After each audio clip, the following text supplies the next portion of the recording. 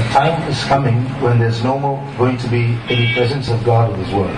ഈ ലോകത്തിൽ ദൈവത്തിന്റെ സാന്നിധ്യം അല്പം പോലും ഇല്ലാത്ത ഒരു കാലഘട്ടം വരുവാൻ പോകുന്നു.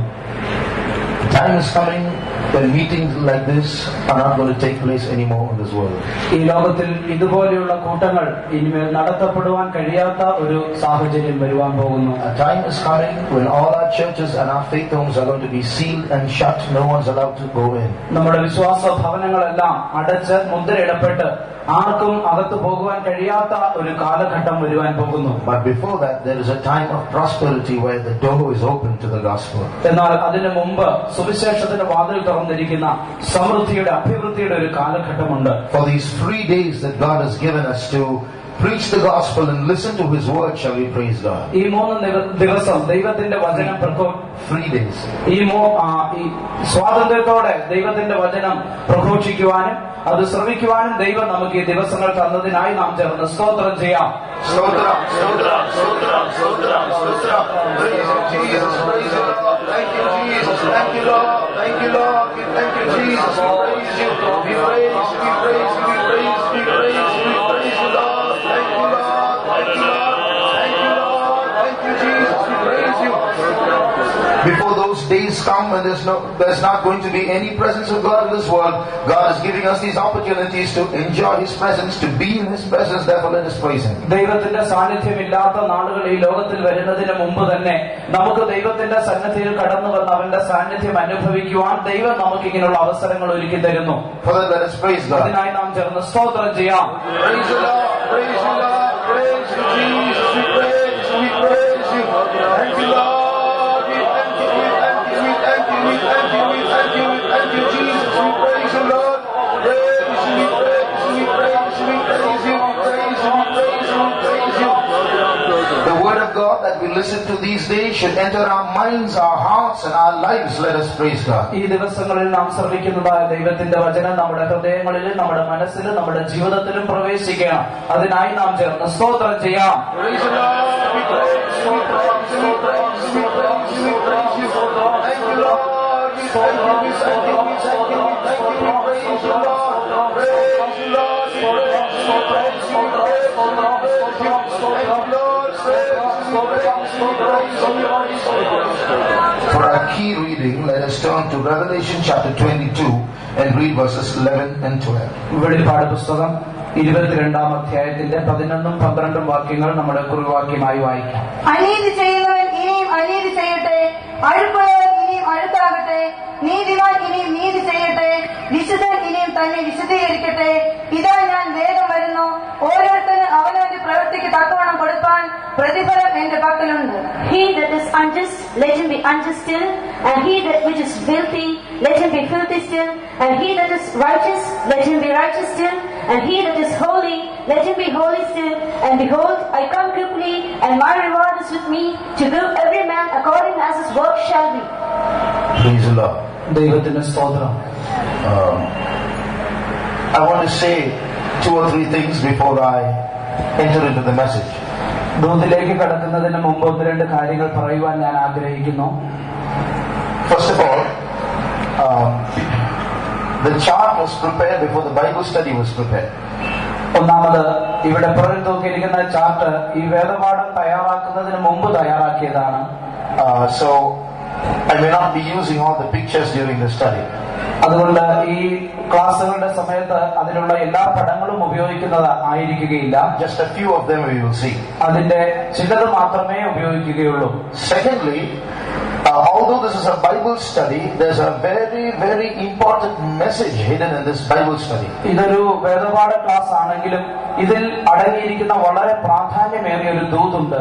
Because this is not something that I'm telling you, it's something that God has been speaking to me also in these days. ഇത് ഞാൻ നിങ്ങളോട് ഏതോ ചില കാര്യങ്ങൾ പറയുന്നു എന്നുള്ളതല്ല, ദൈവം നമ്മോട് ഈ ദിവസങ്ങളിൽ സംസാരിക്കുന്നതാണ്. And that message is a very, very serious message.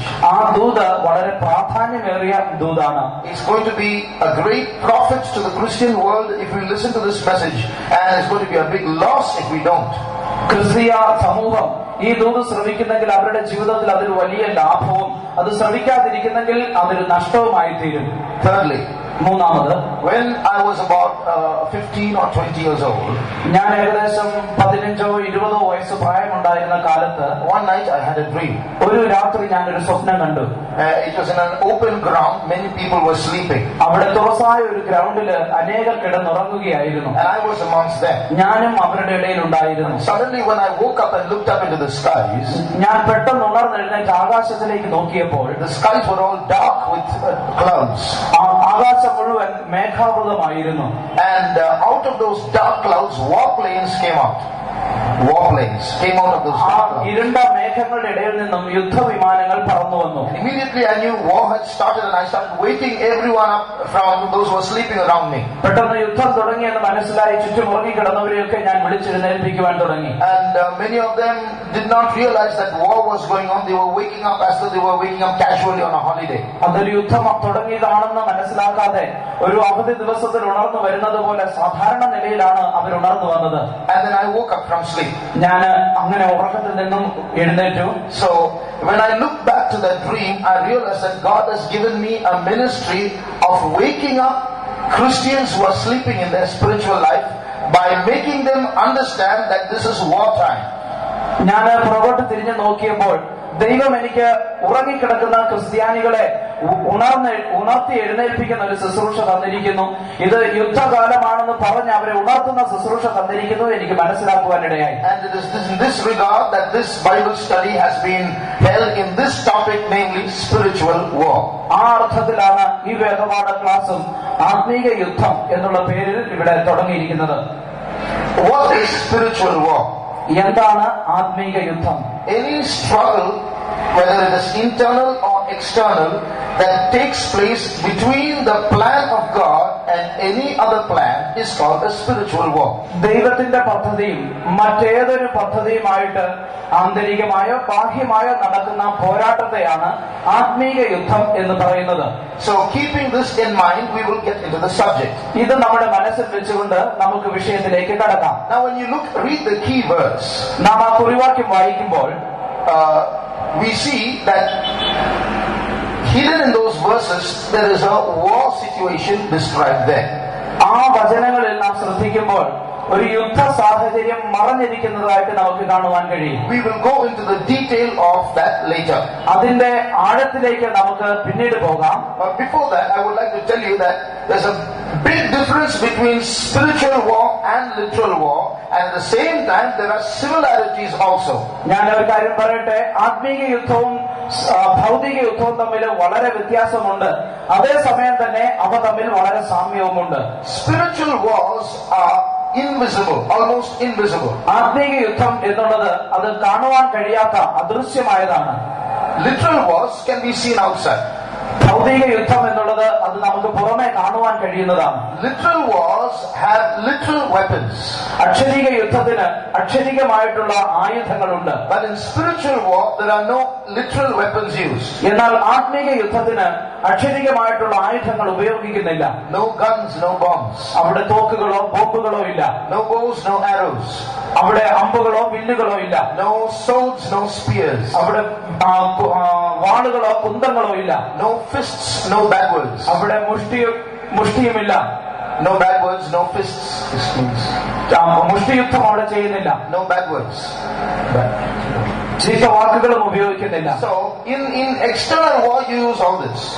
ബാഹ്യമായ യുദ്ധത്തിൽ നാം ഇതെല്ലാം ഉപയോഗിക്കുന്നു. But in spiritual war you don't have these weapons. എന്നാൽ ആത്മീയ യുദ്ധത്തിന് ഈ ആയുധങ്ങൾ നമുക്കില്ല. At the same time you do have weapons, those are invisible. എന്നാൽ അതേസമയം തന്നെ അദൃശ്യമായ ആയുധങ്ങൾ നമുക്കുണ്ട് താനും. Just like external wars take place, there are many similarities in that. By studying external wars, we can use it in internal wars, in spiritual wars. ഒരു ബാഹ്യമായ യുദ്ധം നടക്കുമ്പോൾ അതിൽ സംഭവിക്കുന്നതായ കാര്യങ്ങൾ, അതിലുള്ള പല സമാനതകളും ഈ ആന്തരിക യുദ്ധത്തിൽ, ഈ ആത്മീക യുദ്ധത്തിൽ നമുക്ക് കാണുവാൻ കഴിയും. This is why you have literal wars mentioned in the Bible in the Old Testament. അതുകൊണ്ടാണ് പഴയ നിയമകാലത്ത് വേദപുസ്തകത്തിൽ അക്ഷരികമായ യുദ്ധങ്ങൾ അവിടെ എഴുതപ്പെട്ടിരിക്കുന്നത്. But the fact, many people say there's a lot of violence written in the Old Testament, and therefore Christianity also is a religion of violence. വേദപുസ്തകത്തിൽ വളരെയധികം സാഹസം ചെയ്യുന്ന അനുഭവങ്ങളുണ്ട്. അതുകൊണ്ട് വേദപുസ്തകം ക്രിസ്ത്യൻ അനുഭവം എന്നുള്ളത് അങ്ങനെയാണ് എന്ന് ചിലർ പറയാറുണ്ട്. But the reason why literal wars are recorded in the Old Testament is not so that we might also fight literally, but that we might learn from those literal wars to fight our spiritual wars. പഴയ നിയമകാലത്ത് അക്ഷരികമായ യുദ്ധങ്ങൾ അവിടെ എഴുതപ്പെട്ടിരിക്കുന്നത് നാമും അതുപോലെ യുദ്ധം ചെയ്യേണ്ടതിന് വേണ്ടിയിട്ടല്ല, അതിൽ നിന്ന് ആത്മീക യുദ്ധത്തിനുള്ള പാഠങ്ങൾ നാം പഠിക്കേണ്ടതിനായിട്ടാണ്. So if you take the Bible literally, the Old Testament literally, and fight literal wars, that's called Judaism, the religion of the Jews. അക്ഷരികമായി വേദപുസ്തകം നോക്കിയാൽ അത് അക്ഷരികമായിട്ടുള്ള യുദ്ധം ചെയ്യുന്നതാണ് യഹൂദന്മാരുടെ മതം എന്ന് പറയുന്നത്. So if you understand the Old Testament literally, that's called Judaism.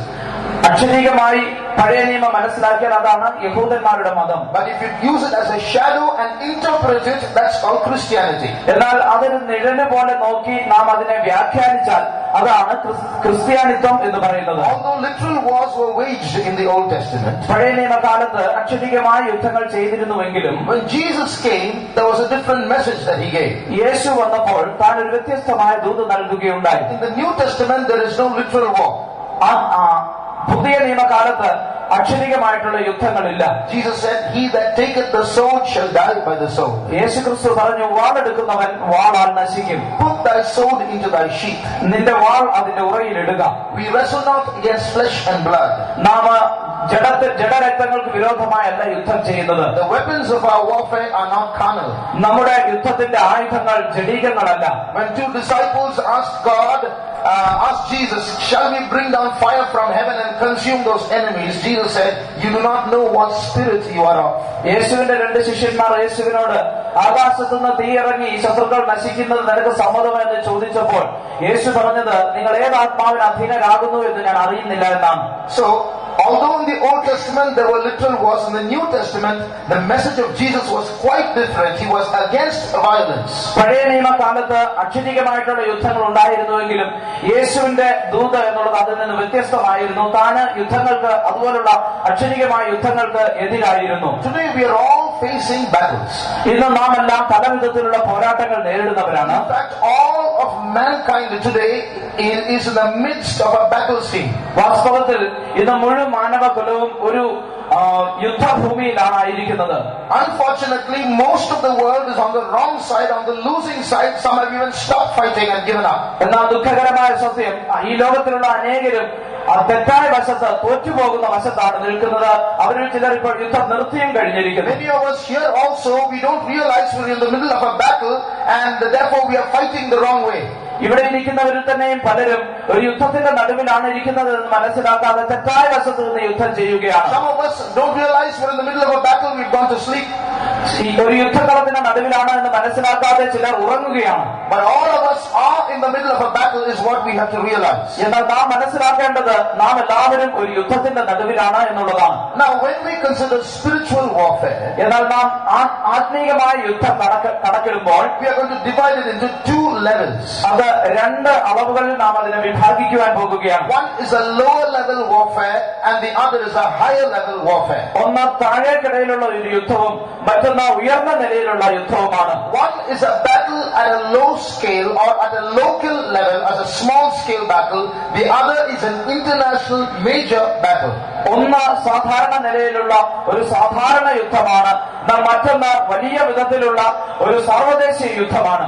Now many of us know that Jesus is coming soon. നമ്മിൽ അനേകർക്കും അറിയാം യേശു വേഗം വരുന്നു എന്ന്. Many of us know that before Jesus comes there's going to be a revival. യേശു വരുന്നതിന് മുമ്പ് ഒരു ഉണർവുണ്ടാകുമെന്നും നമ്മിൽ അനേകർക്കും അറിയാം. But most of us do not know there's a big spiritual war before Jesus comes. യേശു വരുന്നതിന് മുമ്പ് ഒരു വലിയ ആത്മീയ യുദ്ധമുണ്ട് എന്ന് നമ്മിൽ പലർക്കും അറിയുകയില്ല. And if we don't know that there's a war coming soon for all of us, then we are not going to get ready. നമുക്കൊരു യുദ്ധം നേരിടേണ്ടതുണ്ട് എന്ന് നാം മനസ്സിലാക്കുന്നില്ല എങ്കിൽ നമുക്ക് അതിനായിട്ട് ഒരുങ്ങുവാനും കഴിയുകയില്ല. And if we don't get ready, when the battle comes, we will lose. നാം ഒരുങ്ങുന്നില്ല എങ്കിൽ യുദ്ധം വരുമ്പോൾ നാം തോറ്റുപോകുകയും ചെയ്യും. That's why this study is so important for these times. അതുകൊണ്ടാണ് ഈ കാലഘട്ടത്തിൽ ഈ വേദപാഠ class പ്രാധാന്യമേറിയതാകുന്നത്. Now, when we speak of local battles or small scale wars, എന്നാൽ ചെറിയ അളവിലുള്ള സാധാരണ യുദ്ധത്തെ കുറിച്ച് നാം പറയുമ്പോൾ we are referring to wars at a lower, at our residential level or at the social level, at a personal level and so on. ആ യുദ്ധം എന്നുള്ളത് നമ്മുടെ താമസ സ്ഥലത്ത് അല്ലെങ്കിൽ സാമൂഹികമായിട്ടുള്ള വ്യക്തിപരമായിട്ടുള്ള അളവിലുള്ള ഒരു സാധാരണ യുദ്ധമാണ്. In other words, they are the trials that we go through in everyday life. അത് നമ്മുടെ ഓരോ ദൈനംദിന ജീവിതത്തിൽ നാം കടന്നു പോകുന്ന പരീക്ഷകളാണ്. So that's the low level or small scale battle. അതാണ് താഴ്ന്ന അളവിലുള്ള സാധാരണ യുദ്ധം. But there is a big war coming very soon before Jesus comes, in which we all have to fight. എന്നാൽ യേശു വരുന്നതിന് മുമ്പ് ഒരു വലിയ യുദ്ധമുണ്ട്. ആ യുദ്ധത്തിൽ നാം എല്ലാം പങ്കെടുക്കേണ്ടതുമാണ്. And if we don't get ready spiritually, we might end up fighting this battle literally. എന്നാൽ നാം ആത്മീകമായി ഒരുങ്ങുന്നില്ല എങ്കിൽ ഈ യുദ്ധം നാം അക്ഷരീകമായി പോരാടുന്ന അവസ്ഥയിലായി തീരും. If we do not strengthen our hearts to face this coming imminent battle, we might end up taking swords to fight the battle. ഏറ്റവും അടുത്തെത്തിയിരിക്കുന്ന യുദ്ധത്തിൽ പങ്കെടുക്കേണ്ടതിന് നാം ആത്മീകമായി ഒരുങ്ങുന്നില്ല എങ്കിൽ നാം വാളുകൊണ്ടായിരിക്കും യുദ്ധം ചെയ്യുക. So that's why before we get ready to fight the second level battle, which is soon going to come, it's very important that we learn to fight our first level battles very well. നാം അതിവേഗം വരുവാൻ പോകുന്ന രണ്ടാം ഘട്ട യുദ്ധത്തിൽ നാം പോരാടുന്നതിന് മുമ്പായി ഈ ഒന്നാം ഘട്ടത്തിലുള്ള സാധാരണ യുദ്ധത്തിൽ പങ്കെടുത്ത് അതിൽ പരിശീലിക്കേണ്ടത് നമുക്ക് ആവശ്യമാണ്. So the battles that we fight every day, the trials that we face every day are very important if we have to grow to fight our battles that we are going to face very soon. നമ്മുടെ ദൈനംദിന ജീവിതത്തിൽ നാം നേരിടുന്ന പരീക്ഷകൾ, ആ യുദ്ധങ്ങൾ നാം നേരിടാൻ പോകുന്ന വലിയ യുദ്ധത്തിന് ഒരു വലിയ ഒരുക്കത്തിന് അത് ആവശ്യമാണ്. Now, I'm going to give you a few verses to prove that this big battle is coming. ഈ വലിയ യുദ്ധം വരുവാൻ പോകുന്നു എന്നുള്ളത് തെളിയിക്കുവാൻ ചില വാക്യങ്ങൾ ഞാൻ നിങ്ങൾക്ക് തരാം. It's there in the Bible. അത് വേദപുസ്തകത്തിലുള്ളതാണ്. I'll spend some time proving this because this might be something new for all of us. That a big battle is coming for the church. ഇത് തെളിയിക്കുവാൻ ഞാൻ അല്പസമയം എടുക്കുവാൻ ആഗ്രഹിക്കുന്നു. കാരണം നമ്മിൽ പലർക്കും ഇതൊരു പക്ഷേ പുതിയതായിരിക്കും. സഭയ്ക്ക് ഒരു വലിയ യുദ്ധം നേരിടേണ്ടതുണ്ട്.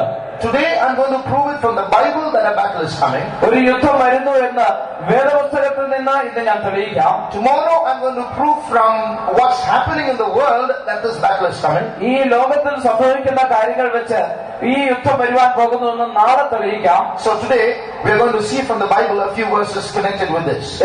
ഇന്ന് ഈ വേദപുസ്തകത്തിൽ നിന്ന് ഇതുമായിട്ട് ബന്ധപ്പെട്ട ചില വാക്യങ്ങൾ നമുക്ക് കാണാം.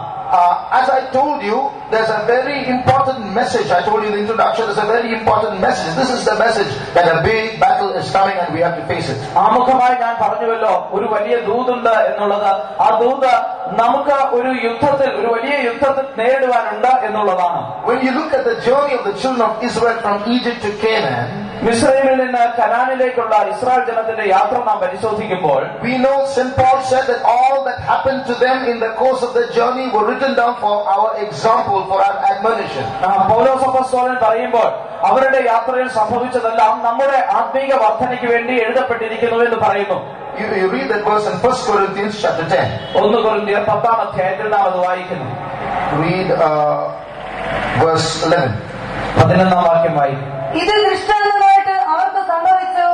ലോകാവസാനം വന്നെത്തിയിരിക്കുന്ന നമുക്ക് ബുദ്ധിയുപദേശത്തിനായി എഴുതിയിരിക്കുന്നു. Now all these things happen unto them for examples, and they are written for our admonition, upon whom the ends of the world are come. So here we read, all that happened to the children of Israel from Egypt to Canaan are written down for us, upon whom the ends of the world are come. ഇവിടെ വായിക്കുമ്പോൾ Israel ജനത്തിനും ഇസ്രായേലിൽ നിന്ന് Canaan ദേശത്തേക്കുള്ള യാത്രയിൽ സംഭവിച്ചതെല്ലാം നമ്മുടെ ലോകാവസാനം വന്നെത്തിയിരിക്കുന്ന നമുക്ക് ബുദ്ധിയുപദേശത്തിനായി എഴുതിയിരിക്കുന്നു.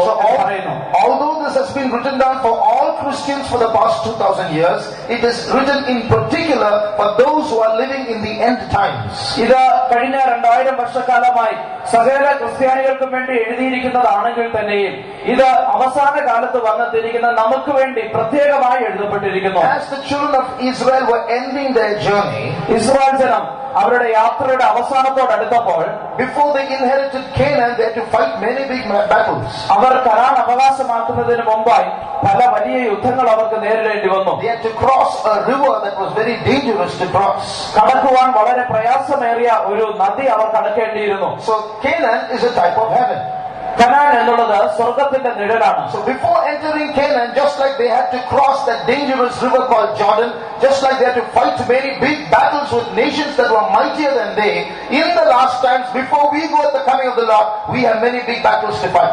ഇസ്രായേൽ ജനം കനാനിൽ കടക്കുന്നതിന് മുമ്പായി അവർക്കൊരു വലിയ നദി കടക്കേണ്ടിയിരുന്നത് പോലെ, അവരെക്കാൾ വലിയ ശക്തരായിരുന്ന ജാതികളോട് അവർക്ക് യുദ്ധം ചെയ്യേണ്ടിയിരുന്നത് പോലെ, നമുക്കും സ്വർഗത്തിൽ പ്രവേശിക്കുന്നതിന് മുമ്പ് ഒരു വലിയ യുദ്ധം ചെയ്യേണ്ടിയിരിക്കുന്നു. So this is one evidence that spiritually for us who are in the end times, this is a shadow to prove that before we go when Jesus comes, we are going to fight many big battles. ഇത് ലോകാവസാനത്തിൽ വന്നെത്തിയിരിക്കുന്ന നമുക്ക് കർത്താവിന്റെ വരവിൽ കടന്നു പോകുന്നതിന് മുമ്പ് ഒരു വലിയ യുദ്ധമുണ്ട് എന്നുള്ളതിന്റെ തെളിവായി കാണുന്നു.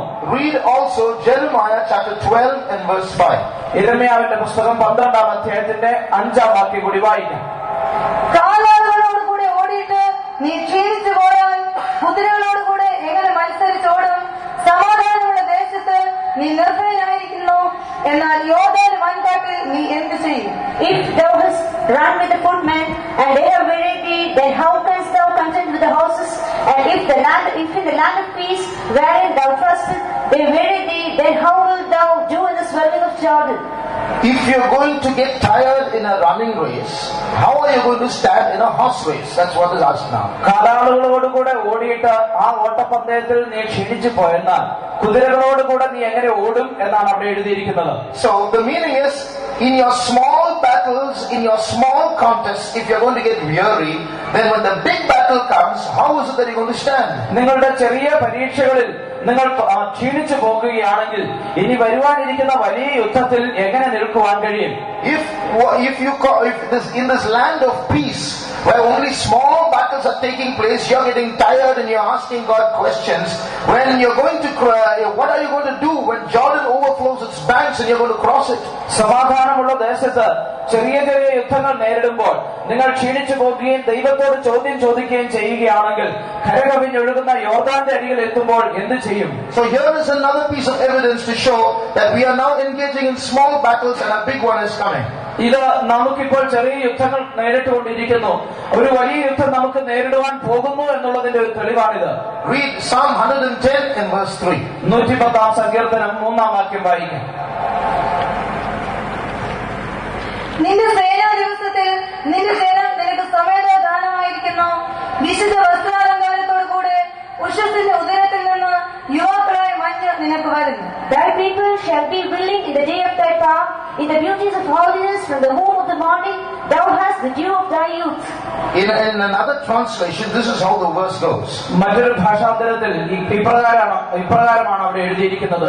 The last part of the verse reads like this.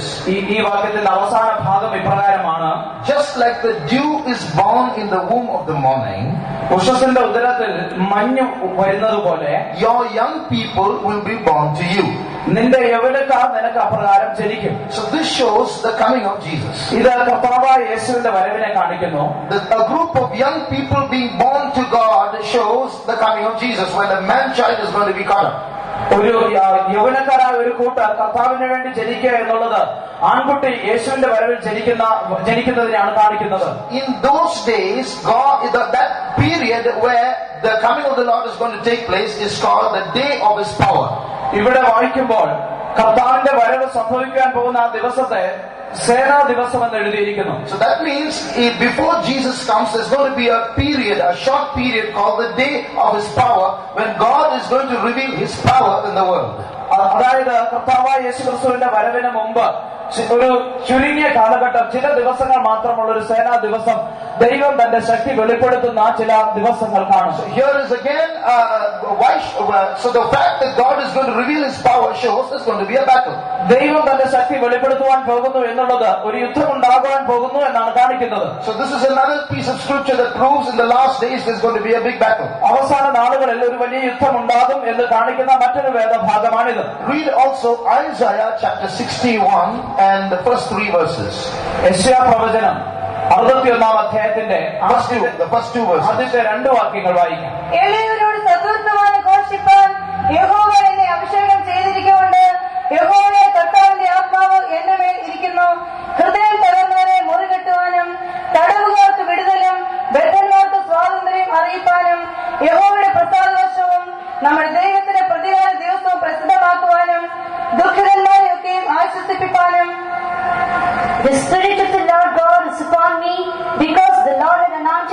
preach good tidings unto the meek.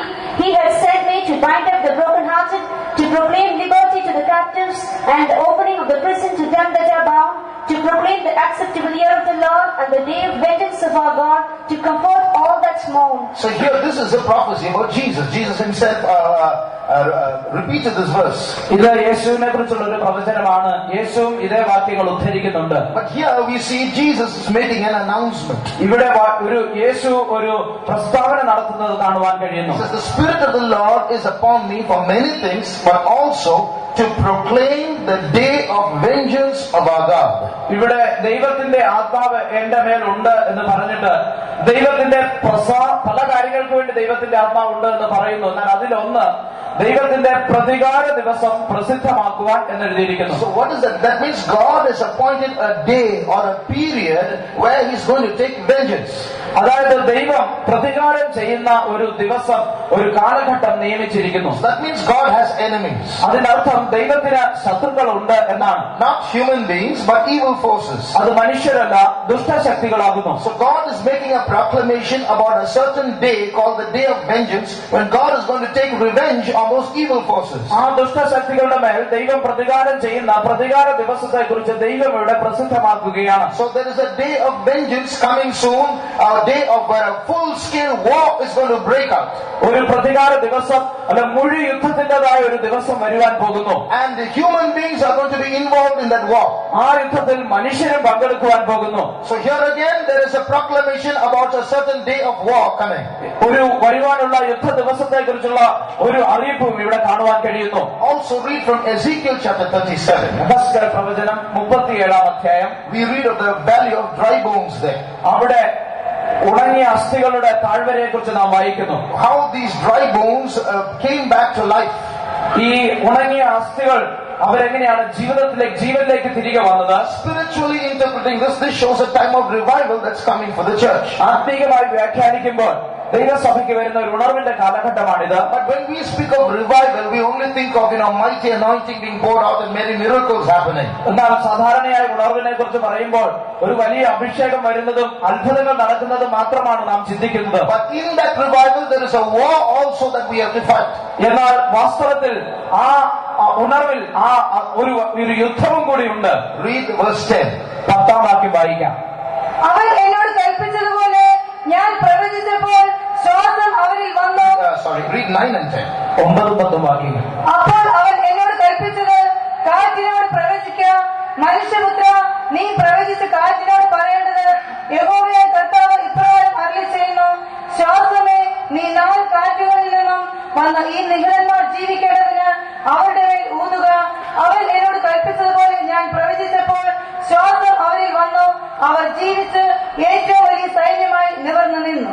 Then said he unto me, prophesy unto the wind, prophesy, son of man, and say to the wind, thus saith the Lord God, come from the 4 winds, O breath, and breathe upon these slain, that they may live. So I prophesied as he commanded me, and the breath came into them, and they lived and stood up upon their feet, an exceeding great army. Praise the Lord. ദൈവത്തിന്റെ സ്തോത്രം. Now we have to make an observation in this verse. ഇവിടെ ഈ വാക്യങ്ങളിൽ നാം ചില കാര്യങ്ങൾ മനസ്സിലാക്കണം. These dry bones were once human beings. ഈ ഉണങ്ങിയ അസ്ഥികൾ ഒരു കാലത്ത് മനുഷ്യരായിരുന്നു. A great population of human beings. മനുഷ്യരുടെ ഒരു വലിയ ജനക്കൂട്ടം, ഒരു ജനസംഖ്യ തന്നെ ആയിരുന്നു. How did they die? എങ്ങനെയാണ് അവർ മരിച്ചത്? They didn't die a natural death. അവരൊരു സാധാരണ മരണമല്ല മരിച്ചത്. This verse says, come from the 4 winds, O breath, and breathe upon these slain. ഇവിടെ വായിക്കുമ്പോൾ ശ്വാസമേ 4 കാറ്റുകളിൽ നിന്ന് വന്ന് ഈ നിഹതന്മാരുടെ മേൽ ഊതുക എന്നാണ് എഴുതിയിരിക്കുന്നത്. So these people were killed. ഈ മനുഷ്യർ കൊല്ലപ്പെട്ടവരായിരുന്നു. So which means a battle took place and they all died and became dry bones. അതിന്റെ അർത്ഥം ഒരു യുദ്ധം നടക്കുകയും അവരെല്ലാവരും അത് മുഖാന്തരം മരിച്ച് ഉണങ്ങിയ അസ്ഥികളായി തീരുകയും ചെയ്തു. Now when the Spirit of God is breathing upon these slain, ഇപ്പോൾ ദൈവത്തിന്റെ ആത്മാവ് ഇവരുടെ മേൽ ഊതുമ്പോൾ they all come back to life. അവരെല്ലാം ജീവനിലേക്ക് മടങ്ങി വരുന്നു. And what did God say? എന്താണ് ദൈവം പറയുന്നത്? He said, okay, all right, you have come back to high life, go home. നിങ്ങൾ എല്ലാവരും ജീവിച്ചുവല്ലോ, ഇനി നിങ്ങൾ വീട്ടിൽ പൊയ്ക്കൊള്ളുക എന്നല്ല പറയുന്നത്. Written there, they stood up on their feet, an exceeding great army. അവിടെ എഴുതിയിരിക്കുന്നത് അവർ ജീവിച്ച് ഏറ്റവും വലിയ സൈന്യമായി നിവർന്നു നിന്നു. What's an army for? എന്തിനാണ് ഒരു സൈന്യം? An army is there to fight a battle. ഒരു സൈന്യം യുദ്ധം ചെയ്യുവാനാണ്. So this army which was killed has come back to life as an army. കൊല്ലപ്പെട്ടതായ ഈ സൈന്യം ജീവിതത്തിലേക്ക് വീണ്ടും ഒരു സൈന്യമായി മടങ്ങി വരികയാണ്. That means they're going to fight a battle again in that revival. അതിന്റെ അർത്ഥം ആ ഉണർവിൽ അവർ വീണ്ടും ഒരു യുദ്ധം ചെയ്യുവാൻ പോകുകയാണ് എന്നാണ്. That's what we read in the previous scripture about the day of vengeance being announced by God. അതാണ് നാം ഇതിനു മുമ്പ് വായിച്ച വേദഭാഗത്ത് ദൈവത്തിന്റെ പ്രതികാര ദിവസത്തെ കുറിച്ച് നാം കണ്ടത്. So this day of vengeance is a day when the Spirit of the Lord is going to fall upon a group of human beings and they are going to fight a spiritual warfare, not with flesh and blood, not with swords and spears, but in the heart, in the spirit world, they're going to fight this battle and win. ഈ ദൈവത്തിന്റെ പ്രതികാര ദിവസം എന്ന് പറയുന്നത് ദൈവത്തിന്റെ ആത്മാവ് ഒരു കൂട്ടം മനുഷ്യരുടെ മേൽ വന്നിട്ട് അവരുണർന്നൊരു യുദ്ധം ചെയ്യുന്നത്, ആ യുദ്ധം എന്നുള്ളത് ജഡരക്തങ്ങളോടല്ല, വാളും കുന്തവും എടുത്തുകൊണ്ടല്ല, അവരുടെ ഹൃദയത്തിൽ മനസ്സിൽ ആത്മീകമായിട്ടുള്ള ഒരു യുദ്ധം ചെയ്യുന്നതിനെയാണ് കാണിക്കുന്നത്. So God is going to anoint with His Spirit a group of people in the last days. They are going to rise up as a spiritual army to fight a spiritual war. അവസാന നാളുകളിൽ ദൈവം തന്റെ ആത്മാവിനാൽ ഒരു കൂട്ടം മനുഷ്യരെ അഭിഷേകം ചെയ്യുവാൻ പോകുന്നു. അവർ എണീറ്റ് ഒരു സൈന്യമായി ഒരു ആത്മീക യുദ്ധവും ചെയ്യുവാൻ പോകുന്നു. Also read Malachi chapter 4 verses 1 to 3. Malachi പ്രവചനം 4-ാം അധ്യായത്തിന്റെ 1 മുതൽ 3 വരെയുള്ള വാക്യങ്ങൾ കൂടി വായിക്കാം. ചൂള പോലെ കത്തുന്ന ഒരു ദിവസം വരും. അപ്പോൾ അഹങ്കാരികളൊക്കെയും സകല ദുഷ്പ്രവൃത്തിക്കാരും താളടിയാകും. വരുവാനുള്ള ആ ദിവസം വേരും കൊമ്പും ശേഷിക്കാതെ അവരെ ദഹിപ്പിച്ചു കളയും എന്ന് സൈന്യങ്ങളുടെ യഹോവ അരുളിച്ചെയ്യുന്നു. എന്റെ നാമത്തെ ഭയപ്പെടുന്ന നിങ്ങൾക്കോ നീതി സൂര്യൻ തന്റെ ചിറകിൻ കീഴിൽ രോഗപ്രശാന്തിയോടുകൂടി ഉദിക്കും. നിങ്ങളും പുറപ്പെട്ട് തൊഴുത്തിൽ നിന്ന് വരുന്ന പശുക്കിടാക്കളെ പോലെ തുള്ളിച്ചാടും. ഞാൻ ഉണ്ടാക്കുവാനുള്ള ദിവസത്തിൽ ദുഷ്ടന്മാർ നിങ്ങളുടെ കാലിൻ കീഴിൽ വെണ്ണീർ ആയിരിക്കൊണ്ട് നിങ്ങൾ അവരെ ചവിട്ടിക്കളയും എന്ന് സൈന്യങ്ങളുടെ യഹോവ അരുളിച്ചെയ്യുന്നു. For behold, the day cometh that shall burn as an oven, and all the proud here and all that do wickedly shall be stumbled, and the day that cometh shall burn them up, saith the Lord of hosts, that it shall leave them neither root nor branch. But unto you that fear my name shall the Son of Righteousness arise with their healing in his wings, and he shall go forth and grow as calves of the stall, and he shall tread down the wicked, for they shall be ashes unto the soles of your feet in the day that I shall do this, saith the Lord of hosts. Now this is Bible class, ഇത് വേദപാഠ class ആണ്. so you can ask questions. അതുകൊണ്ട് എനിക്ക് ചോദ്യങ്ങൾ ചോദിക്കാം. Can anyone say who is saying these words? ഈ വാക്കുകൾ പറയുന്നത് ആരാണെന്ന് നിങ്ങൾ ആർക്കെങ്കിലും പറയാമോ? Who is saying? ആരാണ് പറയുന്നത്? Yeah, the Lord of hosts. സൈന്യങ്ങളുടെ യഹോവയാണ് പറയുന്നത്. Not just the Lord of hosts. യഹോവയല്ല, സൈന്യങ്ങളുടെ യഹോവ. That means He is going before an army. അതിന്റെ അർത്ഥം താൻ ഒരു സൈന്യത്തിന്റെ മുമ്പാകെ പോകുന്നു. And what is He saying in these words? ഈ വാക്യങ്ങളിൽ താൻ എന്താണ് പറയുന്നത്? A day is coming that's going to burn like an oven. ചൂള പോലെ കത്തുന്ന ഒരു ദിവസം വരുന്നു. That's the tribulation period. അത് പീഡാകാലമാണ്. So, but before that tribulation period, ആ പീഡാകാലം വരുന്നതിന് മുമ്പ് we see the Bible says the Son of Righteousness will rise up with healing in His wings. വേദപുസ്തകത്തിൽ വായിക്കുമ്പോൾ നീതി സൂര്യൻ തന്റെ ചിറകിൻ കീഴിൽ രോഗോപശാന്തിയോടെ ഉദിക്കും എന്ന് എഴുതിയിരിക്കുന്നു. That means this valley of dry bones or these dead army people are going to come back to life. അതിന്റെ അർത്ഥം ഈ ഉണങ്ങിയ അസ്ഥികളുള്ള ഈ താഴ്വരയിലുള്ള മരിച്ച മനുഷ്യർ അവർ ജീവിതത്തിലേക്ക് മടങ്ങി വരുവാൻ പോകുന്നു എന്നാണ്. The sick army is going to leap and grow like calves of the stall. ഈ രോഗബാധിതരായ സൈന്യം തൊഴുത്തിൽ നിന്ന് പുറപ്പെട്ടു വരുന്ന പശുക്കിടാങ്ങളെ പോലെ തുള്ളിച്ചാടും. And they shall tread down the wicked one under their feet, and they will be ashes under their feet. അവർ ആ ദിവസത്തിൽ ദുഷ്ടന്മാരെ അവരുടെ കാലിന് കീഴെ വെണ്ണീര് പോലെ ചവിട്ടിക്കളയും. So this is a battle again. ഇതും ഒരു യുദ്ധമാണ്. Before the tribulation period. ഉപദ്രവകാലം വരുന്നതിന് മുമ്പ്. So once again there is an announcement made that before the tribulation period comes, a battle is going to take place where the Son of Righteousness righteousness is going to rise up in the midst of the church, and the wicked one is going to be tread down. ഉപദ്രവകാലം വരുന്നതിന് മുമ്പ് ഒരു യുദ്ധം വരുവാൻ പോകുന്നുവെന്ന് ഇവിടെയും വിളിച്ചു പറയുകയാണ്. നീതി സൂര്യൻ ആ പീഡാകാലം വരുന്നതിന് മുമ്പ് തന്റെ ജനത്തിന് വേണ്ടി രോഗോപശാന്തിയോടുകൂടി ഉദിക്കും എന്ന് എഴുതിയിരിക്കുന്നു. Read also Revelation chapter 13. വെളിപ്പാട് പുസ്തകം 13-ാം അധ്യായം and read verse 3. 3-ാം വാക്യം കൂടി വായിക്കാം. അതിന്റെ തലകളിൽ ഒന്ന് മരണകരമായി മുറിവേറ്റതുപോലെ ഞാൻ കണ്ടു. അതിന്റെ മരണകരമായ മുറിവ് പുറത്തുപോയി. സർവഭൂമി മൃഗത്തെ കണ്ട് വിസ്മയിച്ചു. And I saw one of his heads as it were wounded to death, and his deadly wound was healed, and all the world wondered after the beast. We all know, as we can see around us, the Bible has prophesied 2000 years ago that this world is going to be ruled by one man. വേദപുസ്തകം 2000 വർഷങ്ങൾക്ക് മുമ്പ് പ്രവചിച്ചതുപോലെ ഈ ലോകം ഏക മനുഷ്യനാൽ ഭരിക്കപ്പെടുവാൻ പോകുന്നു എന്ന് നമ്മുടെ ചുറ്റുപാടുമുള്ള സംഭവങ്ങളിൽ നിന്ന് നമുക്ക് മനസ്സിലാക്കുവാൻ കഴിയും. That one man is going to be a world dictator. ആ ഒരു മനുഷ്യൻ എന്നുള്ളത് ലോകത്തിന്റെ ഒരു ഏകാധിപതി ആയിരിക്കും. Today India has its own government. ഇന്ന് ഇന്ത്യക്ക് സ്വന്തമായ സർക്കാരുണ്ട്. Every nation has its own government. ഓരോ രാജ്യത്തിനും സ്വന്തമായ ഗവൺമെന്റ് ഉണ്ട്. But very soon this world is going to be taken over and controlled by a few individuals. എന്നാൽ അതിവേഗത്തിൽ ഈ മുഴുവൻ ലോകവും ഏതാനും ചില മനുഷ്യരാൽ നിയന്ത്രിക്കപ്പെടുവാൻ പോകുകയാണ്. And of that one man is going to be the leader. അതിലൊരു മനുഷ്യൻ അവരുടെ നേതാവായിരിക്കും. Whether you like it or not, wherever he is, he will sit in another part of the world and he's going to control you.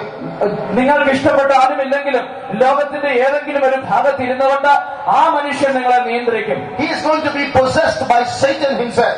സാത്താൻ ആയിരിക്കും തന്നെ നിയന്ത്രിക്കുന്നത്. There are many kinds of demons. പല വിധത്തിലുള്ള പിശാചികളുണ്ട്. All over the world, in Kerala, in Tamil Nadu, all over India, there are so many evil spirits. മുഴുവൻ ലോകത്തിലും കേരളത്തിലും തമിഴ്നാട്ടിലും ഇന്ത്യയിലും എല്ലാം അനേക ദുഷ്ടാത്മാക്കളുണ്ട്. But the head of all these evil spirits is Satan. എന്നാൽ ഈ ദുഷ്ടാത്മാക്കളുടെ എല്ലാം നേതാവ് സാത്താനാണ്. This one man who's going to rule the world is going to be possessed by Satan, the god of this world. ഈ ഏക മനുഷ്യൻ മുഴുവൻ ലോകത്തെ നിയന്ത്രിക്കുവാൻ പോകുന്നത് ഈ ലോകത്തിന്റെ പ്രഭുവാകുന്ന സാത്താനാണ്. He is called the Antichrist. അവനാണ് എതിർ ക്രിസ്തു എന്നറിയപ്പെടുന്നത്. But as the Antichrist comes into power, എന്നാൽ ഈ എതിർ ക്രിസ്തു അധികാരത്തിൽ വരുമ്പോൾ we read there in verse 3 that we read just now, he has a wound on his head.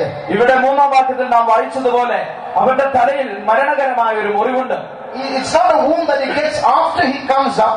It's a wound that he has as he comes up. താൻ എഴുന്നേറ്റ് വന്നതിന് ശേഷം തനിക്കുണ്ടാകുന്ന ഒരു മുറിവല്ല, താൻ എഴുന്നേറ്റ് വരുമ്പോൾ തന്നെ ഉള്ളതായ ഒരു മുറിവാണ്. That means before he came to power, this wound came upon him. അതിന്റെ അർത്ഥം താൻ അധികാരത്തിൽ വരുന്നതിന് മുമ്പ് ഈ മുറിവ് തന്റെ തലമേൽ വന്നു. While the preparations were being made to bring him into power, this wound came on his head. തന്നെ അധികാരത്തിൽ കൊണ്ടുവരുവാനുള്ള ആ സാഹചര്യങ്ങൾ ഒരുക്കിക്കൊണ്ടിരുന്നപ്പോൾ ഈ മുറിവ് തന്റെ മേൽ വന്നു. How did this wound come? എങ്ങനെയാണ് ഈ മുറിവ് വന്നത്? Did he have a car accident? ഒരു car അപകടത്തിലാണോ? Or did he fall from a motorcycle? അതോ താൻ ഒരു മോട്ടോർ സൈക്കിളിൽ നിന്ന് വീണിട്ടാണോ? Read verse 14. 14-ാം വാക്യം കൂടി വായിക്കാം.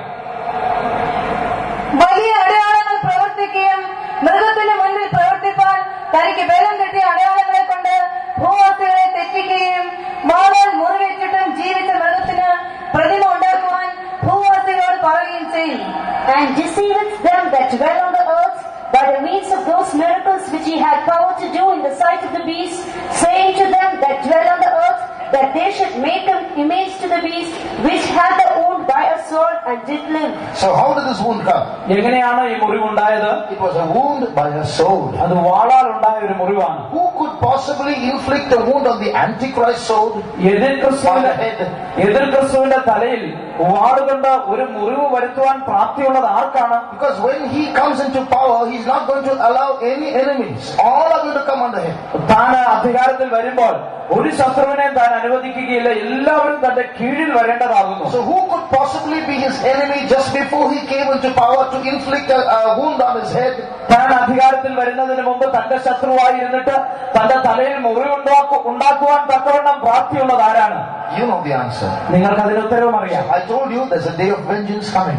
ഞാൻ പറഞ്ഞുവല്ലോ, ഒരു പ്രതികാര ദിവസം വരുന്നു. We just read in Malachi how the Son of Righteousness is going to rise in our midst, and we are going to tread down the wicked one under our feet.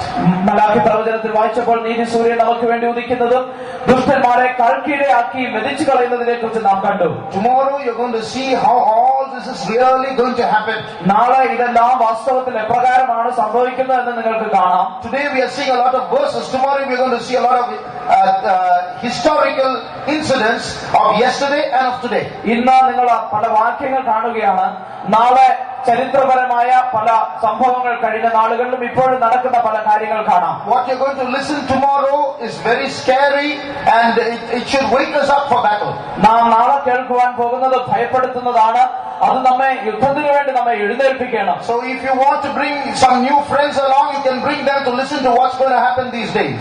നിങ്ങൾക്ക് വേണമെങ്കിൽ നിങ്ങളുടെ ചില സുഹൃത്തുക്കളെയും ഈ നാളുകളിൽ എന്താണ് സംഭവിക്കുവാൻ പോകുന്നത് എന്ന് അറിയേണ്ടതിന് കൂട്ടിക്കൊണ്ടുവരാവുന്നതാണ്. If you have any Christians from other churches, even if they are nominal churches, let them come and listen to what's happening. മറ്റു സഭകളിൽ നിന്നുള്ള അത് നാമധേയ സഭയാണെങ്കിൽ പോലും അതിനുള്ള സുഹൃത്തുക്കളെയും നിങ്ങൾ കൊണ്ടുവന്ന് എന്താണ് സംഭവിക്കുന്നത് എന്ന് കേൾപ്പിക്കണം. Let them also join this battle. If possible, God may call them to join this battle. അസാധ്യമെങ്കിൽ അവരെയും ഈ യുദ്ധത്തിൽ പങ്കെടുക്കുവാൻ ദൈവം വിളിക്കട്ടെ. One more verse. ഒരു വാക്യം കൂടി.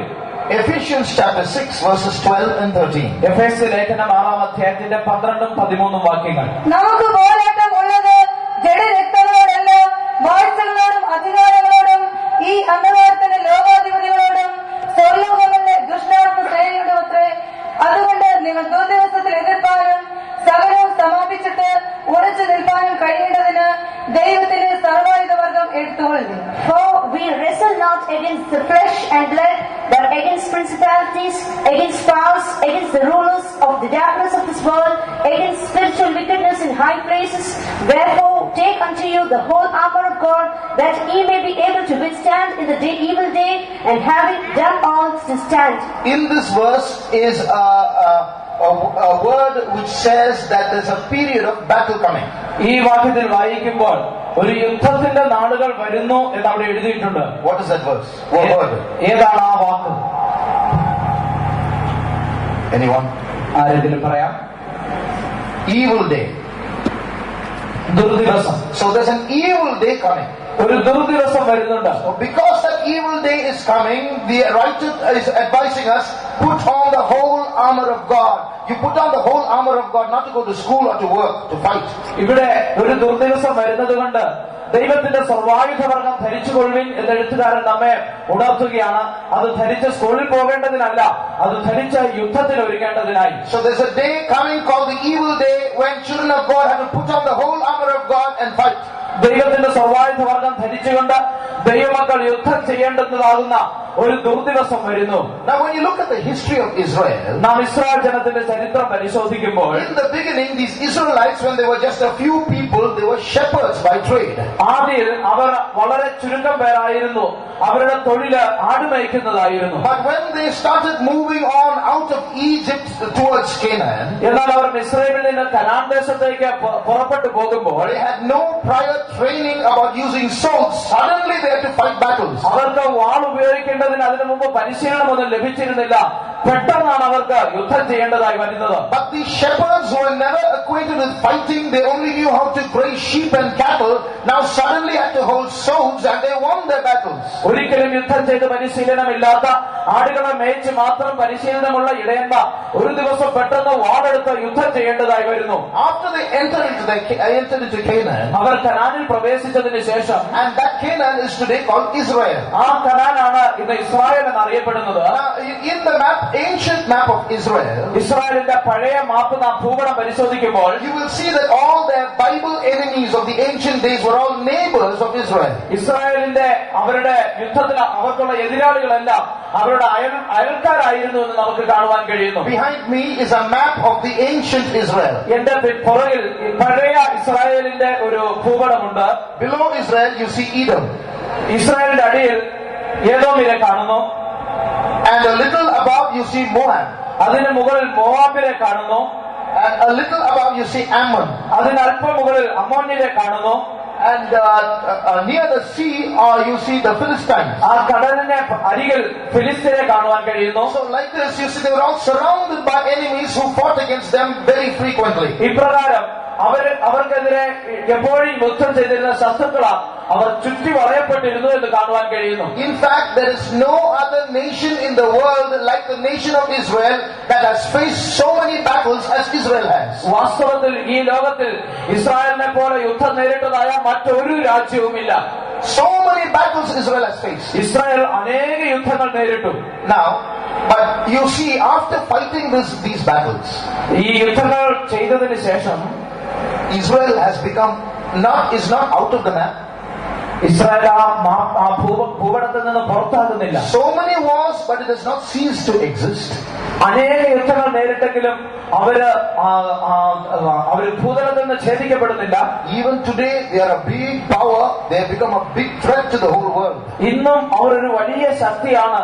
മുഴു ലോകത്തിനും അവരൊരു ഭീഷണിയായിരിക്കുന്നു. If you take the map of the world, നാം ലോകത്തിന്റെ ഭൂപടം നോക്കിയാൽ, go and look at the size of Israel in the world map. ഈ ലോകത്തിന്റെ ഭൂപടത്തിൽ ഇസ്രായേലിന്റെ വലുപ്പം നാം പരിശോധിച്ചാൽ, Israel is about half the size of Kerala. That's all. കേരളത്തിന്റെ പകുതി മാത്രം വലുപ്പമേ ഇസ്രായേലിനുള്ളൂ.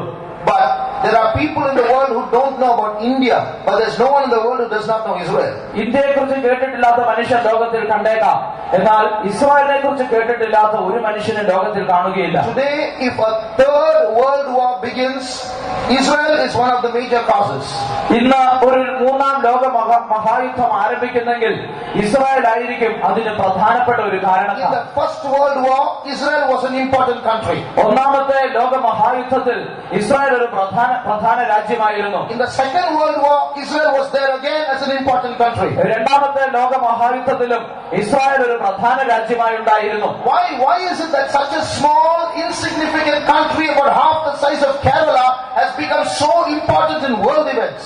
കേരളത്തിന്റെ പകുതി മാത്രം വലിപ്പമുള്ള യാതൊരു പ്രാധാന്യവുമില്ലാത്ത ആ ചെറിയ രാജ്യം എന്തുകൊണ്ടാണ് ഈ ലോകത്തിന്റെ കാര്യത്തിൽ ഇത്രത്തോളം പ്രാധാന്യമുള്ളതായി തീരുന്നത്? Why is it that if the third world war is going to break out, Israel is going to be the major cause? ഒരു മൂന്നാം ലോക മഹായുദ്ധം പൊട്ടി പുറപ്പെടുന്നെങ്കിൽ എന്തുകൊണ്ടാണ് ഇസ്രായേൽ അതിനൊരു പ്രധാന കാരണമായി തീരുന്നത്? Today, any time Israel and Iran can start a war.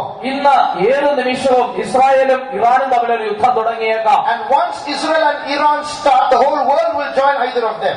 ഒരിക്കൽ ഇസ്രായേലും ഇറാനും കൂടെ യുദ്ധം തുടങ്ങിക്കഴിഞ്ഞാൽ മുഴു ലോകവും അവരുടെ രണ്ടു ഭാഗത്തുമായി ചേരുവാനിടയാകും. That's how this third world war is likely to break out. അപ്രകാരമാണ് മൂന്നാം ലോക മഹായുദ്ധം തുടങ്ങുവാനുള്ള സാധ്യത. If you turn to Zechariah chapter 12, Zacharia പ്രവചനം 12-ാം അധ്യായം നോക്കുമ്പോൾ and read verses 2 and 3. 2-3 വാക്യങ്ങൾ വായിക്കാം. ഞാൻ യെരൂശലേമിനെ ചുറ്റുമുള്ള സകല ജാതികൾക്കും ഒരു പരിഭ്രമ പാത്രമാക്കും. യെരൂശലേമിന്റെ നിരോധനത്തെങ്കിൽ അത് യഹൂദയ്ക്കും വരും. അന്നാളിൽ ഞാൻ യെരൂശലേമിനെ സകല ജാതികൾക്കും ഭാരമുള്ള കല്ലാക്കി വെക്കും. അതിനെ ചുമക്കുന്നവരൊക്കെയും കഠിനമായി മുറിവേൽക്കും. ഭൂമിയിലെ സകല ജാതികളും അതിന് വിരോധമായി കൂടി വരും. Behold, I will make Jerusalem a cup of trembling unto all the people around about, when they shall be in the siege both against Judah and against Jerusalem. And in that day will I make Jerusalem a burdensome stone for all the people. All that burden themselves with it shall be cut in pieces, though all the people of the earth shall be gathered together against it. In today's map, if you look at all the countries around Israel, ഇന്ന് ഇസ്രായേലിന്റെ ഭൂപടത്തിൽ അതിന് ചുറ്റുമുള്ള രാജ്യങ്ങളെ നാം നോക്കിയാൽ there's not one country there that will support Israel around it. ഇസ്രായേലിനെ support ചെയ്യുന്ന ഒരു രാജ്യം പോലും അതിന് ചുറ്റുമില്ല. All are enemies. എല്ലാം അവരുടെ ശത്രുക്കളാണ്. And all the countries that are around Israel each one of them is bigger than Israel. ഇസ്രായേലിന് ചുറ്റുമുള്ള ഓരോ രാജ്യങ്ങളും അവയിൽ ഓരോന്നും ഇസ്രായേലിനേക്കാൾ വലുതാണ്. And as you can see, on one side of Israel is the sea. നാം കാണുന്നത് പോലെ ഇസ്രായേലിന്റെ ഒരു ഭാഗത്ത് കടലാണ്. So they are trapped around by enemies. അതിനർത്ഥം അവർ ശത്രുക്കളാൽ ചുറ്റി വളയപ്പെട്ടിരിക്കുന്നു. Even today, the whole world is afraid of starting a war with Israel. എന്നാൽ ഇന്ന് മുഴു ലോകവും ഇസ്രായേലിനോട് ഒരു യുദ്ധം തുടങ്ങുവാൻ ഭയപ്പെടുന്നു. Because they have become such a great power. എന്തുകൊണ്ടെന്നാൽ അവർ അത്രത്തോളം വലിയ ശക്തിയായി തീർന്നിരിക്കുന്നു. In 1967, 1967 these countries that were around Israel started a war against Israel. ഇസ്രായേലിന്റെ ചുറ്റുപാടുമുള്ള ഈ രാജ്യങ്ങളെല്ലാം ചേർന്ന് ഇസ്രായേലിന് വിരോധമായിട്ടൊരു യുദ്ധം തുടങ്ങി. The war lasted 6 days. ഈ യുദ്ധം 6 ദിവസമേ നീണ്ടു നിന്നുള്ളൂ. Israel won the war, the enemy surrendered. Israel ആ യുദ്ധം ജയിക്കുകയും ശത്രു കീഴടങ്ങുകയും ചെയ്തു. So such a small country has become a cup of trembling for all the nations, as we just read in the word of God. നാം ഇപ്പോൾ ദൈവവചനത്തിൽ വായിച്ചു കേട്ടതുപോലെ ആ ചെറിയ രാജ്യം സകല ജാതികൾക്കും ഒരു പരിഭ്രമ പാത്രമായിരിക്കുന്നു. All this taking place literally, we have a spiritual lesson to learn from here. ഇതെല്ലാം അക്ഷരീകമായി സംഭവിക്കുമ്പോൾ നാം മനസ്സിലാക്കേണ്ട ചില ആത്മീക പാഠങ്ങളുണ്ട്. The Christian world has been undergoing battles for centuries. ക്രിസ്തീയ മതം അനേക നൂറ്റാണ്ടുകളായി യുദ്ധത്തിലൂടെ കടന്നുപോയിക്കൊണ്ടിരുന്നു. From the time the church began, from the time the church was inaugurated, it has had enemies. ദൈവത്തിന്റെ സഭ ആരംഭിച്ച അതേ ദിവസം തന്നെ അതിന് ശത്രുക്കളുമുണ്ടായി. Kings and emperors and leaders of other religions have risen up against the Christian world to try to stamp it out into inexistence. രാജാക്കന്മാരും ചക്രവർത്തിമാരും മറ്റു മതങ്ങളുടെ നേതാക്കന്മാരുമൊക്കെ ഇതിനെ ചവിട്ടി താഴ്ത്തി ഇല്ലാതെയാക്കി കളയേണ്ടതിന് ഇതിന് വിരോധമായി എഴുന്നേറ്റു. But what has happened? എന്നാൽ എന്താണ് സംഭവിച്ചത്? When you read Exodus chapter 1 പുറപ്പാട് പുസ്തകം 1-ാം അധ്യായം വായിക്കുമ്പോൾ and read verse 12. 12-ാം വാക്യം വായിക്കാം. Sorry, verse 7. 7-ാം വാക്യം വായിക്കാം. Right, verse 12. 12-ാം വാക്യം. എന്നാൽ അവർ പീഡിപ്പിക്കുന്തോറും ജനം പെരുകി വർദ്ധിച്ചു, അതുകൊണ്ട് അവർ ഇസ്രായേൽ മക്കൾ നിമിത്തം പേടിച്ചു. But the more they afflicted them, the more they multiplied and grew, and they were grieved because of the children of Israel. This is what is written about Israel. ഇത് ഇസ്രായേലിനെ കുറിച്ച് എഴുതിയിരിക്കുന്നതാണ്. The more they were afflicted, the more they grew. എന്നാൽ അവർ പീഡിപ്പിക്കുന്തോറും ജനം പെരുകി വർദ്ധിച്ചു. This is what has happened today in Israel throughout its history. ഇത് ഇസ്രായേലിന്റെ ചരിത്രത്തിൽ മുഴുവനും സംഭവിച്ചത് ഇത് തന്നെയാണ്. They are the ones who have faced more wars than the rest of the world, and they are so powerful today. മുഴുവൻ ലോകത്തിലുള്ള സകല ജാതികളെക്കാളും അധികം യുദ്ധം നേരിട്ടത് അവർക്കാണ്. എന്നാൽ അവർ ഏറ്റവും ശക്തിയുള്ളവരായി തീർന്നിരിക്കുന്നു. The Second World War, 2-ാം ലോക മഹായുദ്ധത്തിൽ Hitler killed 60 lakhs of Jews. Hitler ഏകദേശം 60 ലക്ഷത്തോളം യഹൂദന്മാരെ കൊന്നൊടുക്കി. Not 60,000, not 6 lakhs, but 60 lakhs. 60,000-ഓ 6 ലക്ഷമോ അല്ല, 60 ലക്ഷം യഹൂദന്മാരെ. But only a few years later they become powerful again. എന്നാൽ അല്പവർഷങ്ങൾക്ക് ശേഷം അവർ വീണ്ടും ശക്തരാകുകയാണ്. This is a shadow of what's going to happen to the church in the last days. ഇത് ദൈവസഭയ്ക്ക് അവസാന നാളുകളിൽ സംഭവിക്കുവാൻ പോകുന്നതിന്റെ ഒരു നിഴലാണ്. God is advising the church not to use swords to fight. യുദ്ധം ചെയ്യേണ്ടതിന് വാളുകൾ ഉപയോഗിക്കരുത് എന്ന് ദൈവം തന്റെ സഭയെ ഉപദേശിക്കുന്നു. Christians are not advised to have any terrorist wing. ക്രിസ്ത്യാനികൾ ഏതെങ്കിലും ഭീകരതയുടെ വിഭാഗങ്ങൾ ഉണ്ടാക്കുവാൻ അവർക്ക് അനുവാദമുള്ളവരല്ല. We war not against flesh and blood. Our warfare is not with human beings. നാം ജഡരംഗങ്ങൾക്ക് വിരോധമായിട്ടല്ല യുദ്ധം ചെയ്യുന്നത്. നമ്മുടെ യുദ്ധം മനുഷ്യരോടല്ല. But evil spirits will rise up against the church of God. എന്നാൽ ദൈവസഭയ്ക്ക് വിരോധമായി ദുഷ്ടാത്മാക്കൾ എഴുന്നേൽക്കും. They might use human beings to rise up against the church of God. ദൈവസഭയ്ക്ക് വിരോധമായി മനുഷ്യരെ അവർ എഴുന്നേൽപ്പിച്ചേക്കാം. No matter who tries to fight against the church of God, എന്നാൽ ദൈവസഭയ്ക്ക് വിരോധമായി ആര് യുദ്ധം ചെയ്യുവാൻ ശ്രമിച്ചാലും, just like Israel grew stronger and stronger in the midst of battles, അവരുടെ യുദ്ധത്തിന് മധ്യേ ഇസ്രായേൽ വർദ്ധിച്ചു പെരുകി വന്നതുപോലെ the church of God is going to grow in the midst of battles. ദൈവസഭ യുദ്ധങ്ങളുടെ മധ്യേ വളരുവാൻ പോകുന്നു. Just like a world war is about to break out very soon and Israel is going to be the major cause. ഈ ഒരു 3-ാം ലോക മഹായുദ്ധം ഉണ്ടായി Israel അതിനൊരു പ്രധാന കാരണവുമായിരിക്കുന്നത് പോലെ A big battle is coming for the church of God. Oh church, get ready. ദൈവസഭയ്ക്ക് ഒരു വലിയ യുദ്ധം നേരിടുവാൻ പോകുന്നു. സഭ അതിനായി ഒരുങ്ങുകയും വേണം. If we don't get ready spiritually, നാം ആത്മീകമായി ഒരുങ്ങുന്നില്ല എങ്കിൽ, when we face this affliction, നാം ഈ പീഡ നേരിടുമ്പോൾ we will start fighting literally against our enemies. നാം നമ്മുടെ ശത്രുക്കൾക്ക് വിരോധമായി അക്ഷരീകമായി പോരാടുവാൻ തുടങ്ങും. In every war there are rules. ഓരോ യുദ്ധത്തിനും ചില നിയമങ്ങളുണ്ട്. God has commanded us to love every human being. ദൈവം നമ്മെ സകല മനുഷ്യരെ സ്നേഹിക്കുവാൻ കൽപ്പിച്ചിരിക്കുന്നു. What we have to fight against is not human beings but against spirits that are animating them. നാം യുദ്ധം ചെയ്യേണ്ടത് മനുഷ്യർക്ക് വിരോധമായിട്ടല്ല, അവരിൽ പ്രവർത്തിക്കുന്ന ദുഷ്ടാത്മാക്കൾക്ക് വിരോധമായിട്ടാണ്. So we have to learn to fight this battle of the last days spiritually. ഈ അവസാന നാളുകളിലെ യുദ്ധം ആത്മീകമായി ചെയ്യുവാൻ നാം പരിശീലിക്കേണ്ടിയിരിക്കുന്നു. To win in that major battle of the last days, അവസാന നാളിലെ ആ പ്രധാന യുദ്ധത്തിൽ നാം ജയമെടുക്കേണ്ടതിന് today in our first level local small scale wars, we have to learn to fight well. ഇന്ന് നമ്മുടെ ഒന്നാമത്തെ നിലയിലുള്ള സാധാരണ നിലയിലുള്ള ആ യുദ്ധത്തിൽ പോരാടുവാൻ ജയമെടുക്കുവാൻ നാം ശീലിക്കേണ്ടിയിരിക്കുന്നു. St. Paul says, fight a good fight of faith. പൗലോസ് അപ്പോസ്തലൻ പറയുകയാണ് വിശ്വാസത്തിന്റെ നല്ല പോർ പൊരുതും. And he says, be a good soldier for Christ. ക്രിസ്തുവിന് വേണ്ടി നല്ല ഭടനാകുക എന്ന് പറയുന്നു. Which means there are bad fights and there are bad soldiers as well. അതിനർത്ഥം മോശമായ യുദ്ധമുണ്ട്, മോശമായ പടയാളികളുമുണ്ട് എന്നാണ്. So when we fight our battles according to the laws of the scripture, that's called a good fight. ദൈവവചനത്തിനനുസരിച്ച് അതിനനുസരിച്ചുള്ള നിയമങ്ങൾക്ക് വിധേയമായി നാം യുദ്ധം ചെയ്യുമ്പോൾ അതൊരു നല്ല പോരാട്ടമാണ്. Love your enemies. ശത്രുവിനെ സ്നേഹിക്കണം. Bless them that curse you. നിങ്ങളെ ശപിക്കുന്നവരെ അനുഗ്രഹിക്കണം. Pray for those who despitefully use you. നിങ്ങളെ നിന്ദിക്കുന്നവരെ അവർക്ക് വേണ്ടി പ്രാർത്ഥിക്കണം. So when we fight the battle in this according to these rules, then we are growing and we will be able to fight the final battle well. ഈ നിയമങ്ങൾ അനുസരിച്ച് നാം യുദ്ധം ചെയ്യുമ്പോൾ നാം വളരുകയാണ്. അങ്ങനെയെങ്കിൽ അവസാനത്തെ യുദ്ധം നമുക്ക് ചെയ്യുവാൻ കഴിയും. We had a pastor called Pastor Don. Pastor Don എന്ന പേരുള്ള ഒരു പാസ്റ്റർ നമുക്കുണ്ടായിരുന്നു. One day he was preaching to a Jew about Jesus. ഒരു ദിവസം താൻ ഒരു യഹൂദനോട് യേശുവിനെ കുറിച്ച് സംസാരിക്കുകയായിരുന്നു. But Jews hate Jesus. എന്നാൽ യഹൂദന്മാർ യേശുവിനെ വെറുക്കുന്നു. So he didn't start with Jesus. താൻ യേശുവിനെ കുറിച്ച് സംസാരിച്ചു തുടങ്ങിയപ്പോൾ He didn't start with Jesus. He didn't start with Jesus. He started with the Old Testament scriptures. താൻ യേശുവിനെ കുറിച്ചല്ല തുടങ്ങിയത്, പഴയ നിയമം പറഞ്ഞാണ് താൻ ആരംഭിച്ചത്. So when he started with the God of the Old Testament, പഴയ നിയമ ദൈവത്തെ കുറിച്ച് താൻ സംസാരിച്ചു തുടങ്ങിയപ്പോൾ slowly he started moving into the New Testament. പതുക്കെ താൻ പുതിയ നിയമത്തിലേക്ക് കടന്നു വന്നു. That Jew was listening patiently. ആ യഹൂദൻ വളരെ ക്ഷമയോടെ കേട്ടുകൊണ്ടിരുന്നു. Finally, Pastor mentioned the word Jesus. അവസാനം പാസ്റ്റർ യേശു എന്നുള്ള വാക്കുച്ചരിച്ചു. When he mentioned the name Jesus, you know what that Jew did? താൻ യേശു എന്നുള്ള വാക്കുച്ചരിച്ചപ്പോൾ ആ യഹൂദൻ എന്താണ് ചെയ്തതെന്ന് അറിയുമോ? He literally spat on Pastor Don's face. താൻ പാസ്റ്റർ ഡോണിന്റെ മുഖത്ത് താൻ അക്ഷരികമായി തന്നെ തുപ്പി. You know what Pastor Don? Then you know what he said, the Jew? ആ യഹൂദൻ എന്ത് പറഞ്ഞു എന്നറിയാമോ? I'm sorry, but my religion asked me to do this. എന്നോട് ക്ഷമിക്കണം, എന്റെ മതം ഇപ്രകാരം ചെയ്യുവാൻ എന്നെ പഠിപ്പിക്കുന്നു. You know what Pastor Don did? എന്താണ് പാസ്റ്റർ ഡോൺ ചെയ്തതെന്ന് അറിയുമോ? He embraced that brother and he said, my religion asked me to do this. താൻ ആ സഹോദരനെ ആലിംഗനം ചെയ്തിട്ട് പറഞ്ഞു, എന്റെ മതം ഇപ്രകാരം ചെയ്യുവാൻ എന്നെ പഠിപ്പിക്കുന്നു എന്ന്. That's how we have to fight our battles. അങ്ങനെയാണ് നമ്മുടെ യുദ്ധങ്ങൾ നാം ചെയ്യേണ്ടത്. Not with swords, not with the fist, not with bad language, not with the tongue.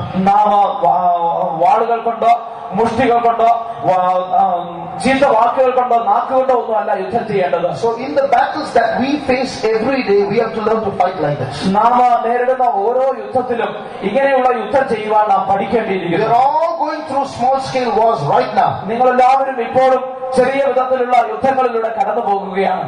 Sickness, രോഗങ്ങൾ, debts, കടഭാരങ്ങൾ, or maybe someone owes you money.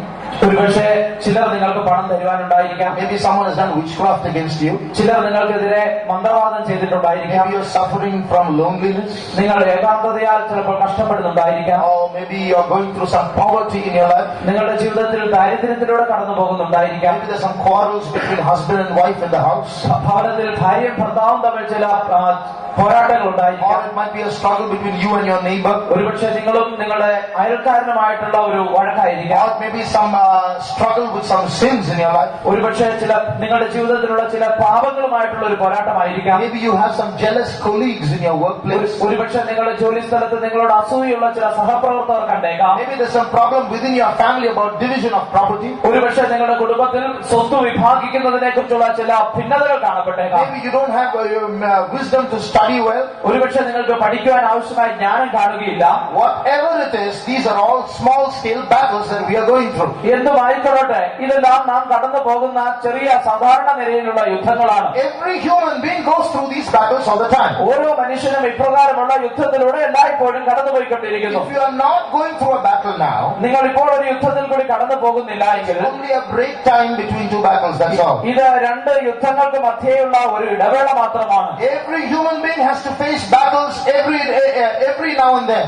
ഓരോ മനുഷ്യനും ഓരോ ദിവസവും അവരുടെ ജീവിതത്തിൽ യുദ്ധങ്ങൾ നേരിടേണ്ടതായി വരുന്നു. But we as children of God must learn to fight these battles according to the rules that God has nominated for us. എന്നാൽ ദൈവത്തിന്റെ മക്കളായ നാം ദൈവം നമുക്ക് തന്നിരിക്കുന്ന നിയമങ്ങൾക്കനുസരിച്ച് ഈ യുദ്ധങ്ങൾ ചെയ്യുവാൻ അഭ്യസിക്കണം. Read James chapter 4 and verse 1. യാക്കോബിന്റെ ലേഖനം 4-ാം അധ്യായത്തിന്റെ 1-ാം വാക്യം വായിക്കാം. നിങ്ങളിൽ ചണ്ടയും കലഹവും എവിടെ നിന്ന്? നിങ്ങളുടെ അവയവങ്ങളിൽ പോരാടുന്ന ഫോഗേറ്റുകളിൽ നിന്നല്ലയോ? From whence come wars and fightings among you? Come they not hence, even of your lust that war in your members? So when we read this verse in another way, ഈ വേദഭാഗം മറ്റൊരു വിധത്തിൽ നാം വായിക്കുമ്പോൾ, where do wars and fightings come from? എവിടെ നിന്നാണ് ശണ്ഠയും കലഹവും വരുന്നത്? So if husband and wife is fighting, ഭാര്യയും ഭർത്താവും തമ്മിൽ ശണ്ഠയുണ്ടാകുന്നു, or if one family and another family are fighting, അല്ലെങ്കിൽ ഒരു കുടുംബവും മറ്റൊരു കുടുംബവും തമ്മിൽ വഴക്കുണ്ടാകുന്നു, or boss and subordinate are fighting, അല്ലെങ്കിൽ ആ ജോലി സ്ഥലത്ത് നിങ്ങളുടെ മേധാവിയും താഴെയുള്ളവരുമായിട്ട് യുദ്ധം വരുന്നു. whatever fight takes place externally, this verse says wars without because of wars within. ഈ വാക്യം വായിക്കുമ്പോൾ മനസ്സിലാക്കുവാൻ കഴിയുന്നത് ഏതു വിധത്തിലുള്ള യുദ്ധങ്ങളുമാണെങ്കിലും പുറമേയുള്ള ബാഹ്യമായ യുദ്ധങ്ങൾക്ക് കാരണം ആന്തരികമായ യുദ്ധമാണ് എന്നാണ്. In other words, മറ്റൊരു വാക്കിൽ പറഞ്ഞാൽ, the heart of the problem is the problem of the heart. ഈ പ്രശ്നത്തിന്റെ ഹൃദയം എന്നുള്ളത് ഹൃദയത്തിന്റെ പ്രശ്നമാണ്. That's right. So the problem we see outside is not the real problem. നാം പുറമേ കാണുന്ന പ്രശ്നമല്ല യഥാർത്ഥ പ്രശ്നം. There are three sides to a problem. ഒരു പ്രശ്നത്തിന് 3 വശങ്ങളുണ്ട്. One is the front side of a problem. ഒന്ന് ആ പ്രശ്നത്തിന്റെ മുൻഭാഗം. That is what we see externally. അതാണ് നാം ബാഹ്യമായി കാണുന്നത്. The people who are fighting with you, നമുക്കെതിരെ യുദ്ധം ചെയ്യുന്ന മനുഷ്യർ, the circumstances that are not favoring you. നമുക്ക് അനുകൂലമല്ലാത്ത സാഹചര്യങ്ങൾ. So all these are the external sides. That's the front side of the problem. ഇതാണ് ബാഹ്യമായ വശം. അതാണ് ആ പ്രശ്നത്തിന്റെ ഏറ്റവും മുമ്പിലുള്ള വശവും. The whole world only sees the front side of their problems and they are trying to settle it there. മുഴു ലോകവും അവരുടെ പ്രശ്നത്തിന്റെ മുൻഭാഗം മാത്രമാണ് കാണുന്നത്. അത് അവിടെ കൊണ്ട് പരിഹരിക്കുവാൻ അവർ പരിശ്രമിക്കുന്നു. But that's a very bad way to fight. You won't solve the problem. അത് യുദ്ധം ചെയ്യുന്നതിന് ഏറ്റവും മോശമായ ഒരു വഴിയാണ്. പ്രശ്നം പരിഹരിക്കുവാൻ അതുകൊണ്ട് കഴിയുകയില്ല. That's like standing in a mirror and trying to fight against yourself. അതിനർത്ഥം ഒരു കണ്ണാടിയുടെ മുമ്പാകെ നിന്ന് നിങ്ങൾക്ക് വിരോധമായി തന്നെ യുദ്ധം ചെയ്യുന്നത് പോലെയാണ്. And you'll get a lot of smashed glass in your fingers. That's all. മുറിഞ്ഞ കണ്ണാടി കൈകളിൽ കൊള്ളുകയല്ലാതെ മറ്റൊരു കാര്യവുമില്ല. That's not the way to fight. അത് യുദ്ധം ചെയ്യേണ്ടുന്ന വഴി അതല്ല. When you fight these battles like this only with looking at the front side, you will end with this battle and start many other kinds of battles. ഈ വിധത്തിൽ മുമ്പിലുള്ള പ്രശ്നവുമായിട്ട് നേരിട്ട് നാം യുദ്ധം ചെയ്യുമ്പോൾ അതൊരു പക്ഷെ അവസാനിപ്പിച്ചിട്ട് വീണ്ടും അനേക യുദ്ധങ്ങളിലേക്ക് കടക്കുകയായിരിക്കും ചെയ്യുന്നത്. The next side of the battle is the inside of the battle. യുദ്ധത്തിന്റെ അടുത്ത വശം എന്നുള്ളത് അതിന്റെ ഉൾവശമാണ്. So the front side is the first side, the inside is the second side. അതിന്റെ മുൻവശം ഒന്നാമത്തെ വശവും അതിന്റെ ഉൾവശം രണ്ടാമത്തെ വശവുമാകും. Which means there's another part of the battle which is going on inside us. അതിനർത്ഥം നമ്മുടെ ഉള്ളിൽ നടക്കുന്നതായ മറ്റൊരു പോരാട്ടമുണ്ട് എന്നാണ്. When revenge comes up within, പ്രതികാരം നമ്മുടെ ഉള്ളിൽ നിന്ന് പൊങ്ങി വരുമ്പോൾ, when bitterness and hatred come up within, കയ്പും പകയും നമ്മുടെ ഉള്ളിൽ നിന്ന് വരുമ്പോൾ, when murmurings and complainings come up from within, പിറുപിറുപ്പും പരാതികളും നമ്മുടെ ഉള്ളിൽ നിന്ന് വരുമ്പോൾ, that's the inner side of the battle. അത് യുദ്ധത്തിന്റെ ആന്തരിക വശമാണ്. The Bible says we have to settle the battle there, not outside. വേദപുസ്തകം പറയുന്നത് ആ യുദ്ധം അവിടെയാണ് അവസാനിപ്പിക്കേണ്ടത്, പുറത്തല്ല എന്നാണ്. So the battle without is basically because the battle is within. There's war going on inside us. ബാഹ്യമായ യുദ്ധം ഉണ്ടാകുന്നതിന്റെ കാരണം ആന്തരികമായി നമ്മുടെ ഉള്ളിൽ ഒരു യുദ്ധം നടക്കുന്നത് കൊണ്ടാണ്. So if we can settle the battle from inside, blessed are we. നാം ആന്തരികമായ യുദ്ധത്തെ അകത്തു തന്നെ നമുക്ക് കീഴടക്കുവാൻ കഴിയുന്നെങ്കിൽ നാം അനുഗ്രഹിക്കപ്പെട്ടവരാണ്. After that, there's no need to go and fight. അതിന് ശേഷം പിന്നീട് പോയി യുദ്ധം ചെയ്യേണ്ട കാര്യമില്ല. So the lust for revenge, the lust for sin that is within, that has to be settled. And when that is settled, the war is over. പ്രതികാരത്തിനുള്ള ആഗ്രഹം, പാപം ചെയ്യുവാനുള്ള ആഗ്രഹം നമ്മുടെ ഉള്ളിലുള്ളപ്പോൾ അത് ഉള്ളിൽ തന്നെ അടക്കുവാൻ കഴിയുമ്പോൾ ആ യുദ്ധം അകമേ തന്നെ അവസാനിക്കുകയാണ്. There's a saying in English like this. ഇംഗ്ലീഷിൽ ഒരു പഴമൊഴി പ്രകാരമുണ്ട്, 2 it takes to begin a fight and 1 it takes to end it. ഒരു യുദ്ധം ആരംഭിക്കുവാൻ 2 പേർ വേണം, എന്നാൽ അവസാനിപ്പിക്കുവാൻ ഒരാൾ മതിയെന്ന്. What does it mean? എന്താണ് അതിന്റെ അർത്ഥം? If 2 people fight, that's called a fight. 2 പേർ തമ്മിൽ പോരാടുമ്പോൾ അതാണ് ഒരു സണ്ടയായി തീരുന്നത്. If one person stops fighting, even though the other person tries to do something, that's not a fight. എന്നാൽ ഒരു വ്യക്തി അത് നിർത്തി കളഞ്ഞാല് മറ്റേ വ്യക്തി വീണ്ടും പോരാടിക്കൊണ്ടിരുന്നാലും അത് പിന്നെ ഒരു സണ്ടയാകുന്നില്ല. So if we know how to settle our battles from within and stop fighting first, then we have won the battle. നമ്മുടെ ഉള്ളിൽ തന്നെയുള്ള പോരാട്ടങ്ങൾ നമുക്ക് തന്നെ കീഴടക്കിയിട്ട് നമുക്ക് തന്നെ ജയിക്കുവാൻ കഴിയുന്നുവെങ്കിൽ നാം ആ യുദ്ധത്തെ ജയിച്ചു കഴിഞ്ഞു. So we must realize where the battle, the center of the battle lies. ഈ യുദ്ധത്തിന്റെ കേന്ദ്രബിന്ദു എവിടെയാണ് എന്ന് നാം മനസ്സിലാക്കണം. If you turn to 1 Samuel, 2 Samuel chapter 11, 2 ശമൂവേൽ 11-ാം അധ്യായത്തിലേക്ക് വരുമ്പോൾ and read verse 15. 15-ാം വാക്യമായി, എഴുത്തിൽ പട കഠിനമായിരിക്കുന്നിടത്ത് ഊരിയവനെ മുന്നണിയിൽ നിർത്തി അവൻ വെട്ടുകൊണ്ട് മരിക്കത്തക്കവണ്ണം അവനെ വിട്ട് പിന്മാറി എന്ന് എഴുതിയിരുന്നു. And he wrote in the letter saying, Set ye Uriah the forefront of the hottest battle, and retire ye from him, that he may be smitten and die. So here we see a battle. ഇവിടെ നാം ഒരു യുദ്ധം കാണുന്നു. But we also see what is called the hottest battle. യുദ്ധത്തിന്റെ പട കഠിനമായിരിക്കുന്ന ഇടത്തെ കുറിച്ച് നാം വായിക്കുന്നു. So in every trial there is a place called the hot spot of the battle. ഓരോ പരീക്ഷയിലും ഓരോ യുദ്ധത്തിലും അതിന്റെ കഠിനമായിരിക്കുന്ന ഒരു അവസ്ഥയുണ്ട്. So though we are going through many battles, നാം അനേക യുദ്ധങ്ങളിലൂടെ കടന്നു പോകുന്നെങ്കിലും, let it be death or witchcraft or sickness or quarrel or lust or sin, whatever it is, അത് കടമോ മന്ത്രവാദമോ രോഗമോ കടഭാരമോ അങ്ങനെ എന്തുമായിക്കൊള്ളട്ടെ, the hot spot of every battle is inside us. പടയുടെ ഏറ്റവും കഠിനമായിരിക്കുന്ന ഭാഗം എന്നുള്ളത് നമ്മുടെ ഉള്ളിൽ തന്നെയാണ്. So if we can solve that problem there, the battle is over. ആ പ്രശ്നം നമുക്ക് അവിടെ അവസാനിപ്പിക്കുവാൻ കഴിയുന്നെങ്കിൽ ആ യുദ്ധം അതോടുകൂടി അവസാനിക്കുന്നു. He who settles the battle inside is called the one who fights a good fight. He is a good soldier. യുദ്ധം അകമേ ചെയ്ത് അതിനെ ജയിക്കുന്നവനാണ് ഒരു നല്ല പടയാളി എന്ന് വിളിക്കപ്പെടുന്നത്. The Bible says, be not overcome of evil, but overcome evil with good. വേദോത്സവത്തിൽ വായിക്കുമ്പോൾ തിന്മയാൽ നന്മയെ ജയിക്കണം എന്നെഴുതിയിരിക്കുന്നു. Read the verse please. Romans 12, the last verse. റോമർ 12-ാം അധ്യായത്തിന്റെ അവസാന വാക്യം. Be not overcome of evil, but overcome evil with good. തിന്മയോട് തോൽക്കാതെ നന്മയാൽ തിന്മയെ ജയിക്കുക.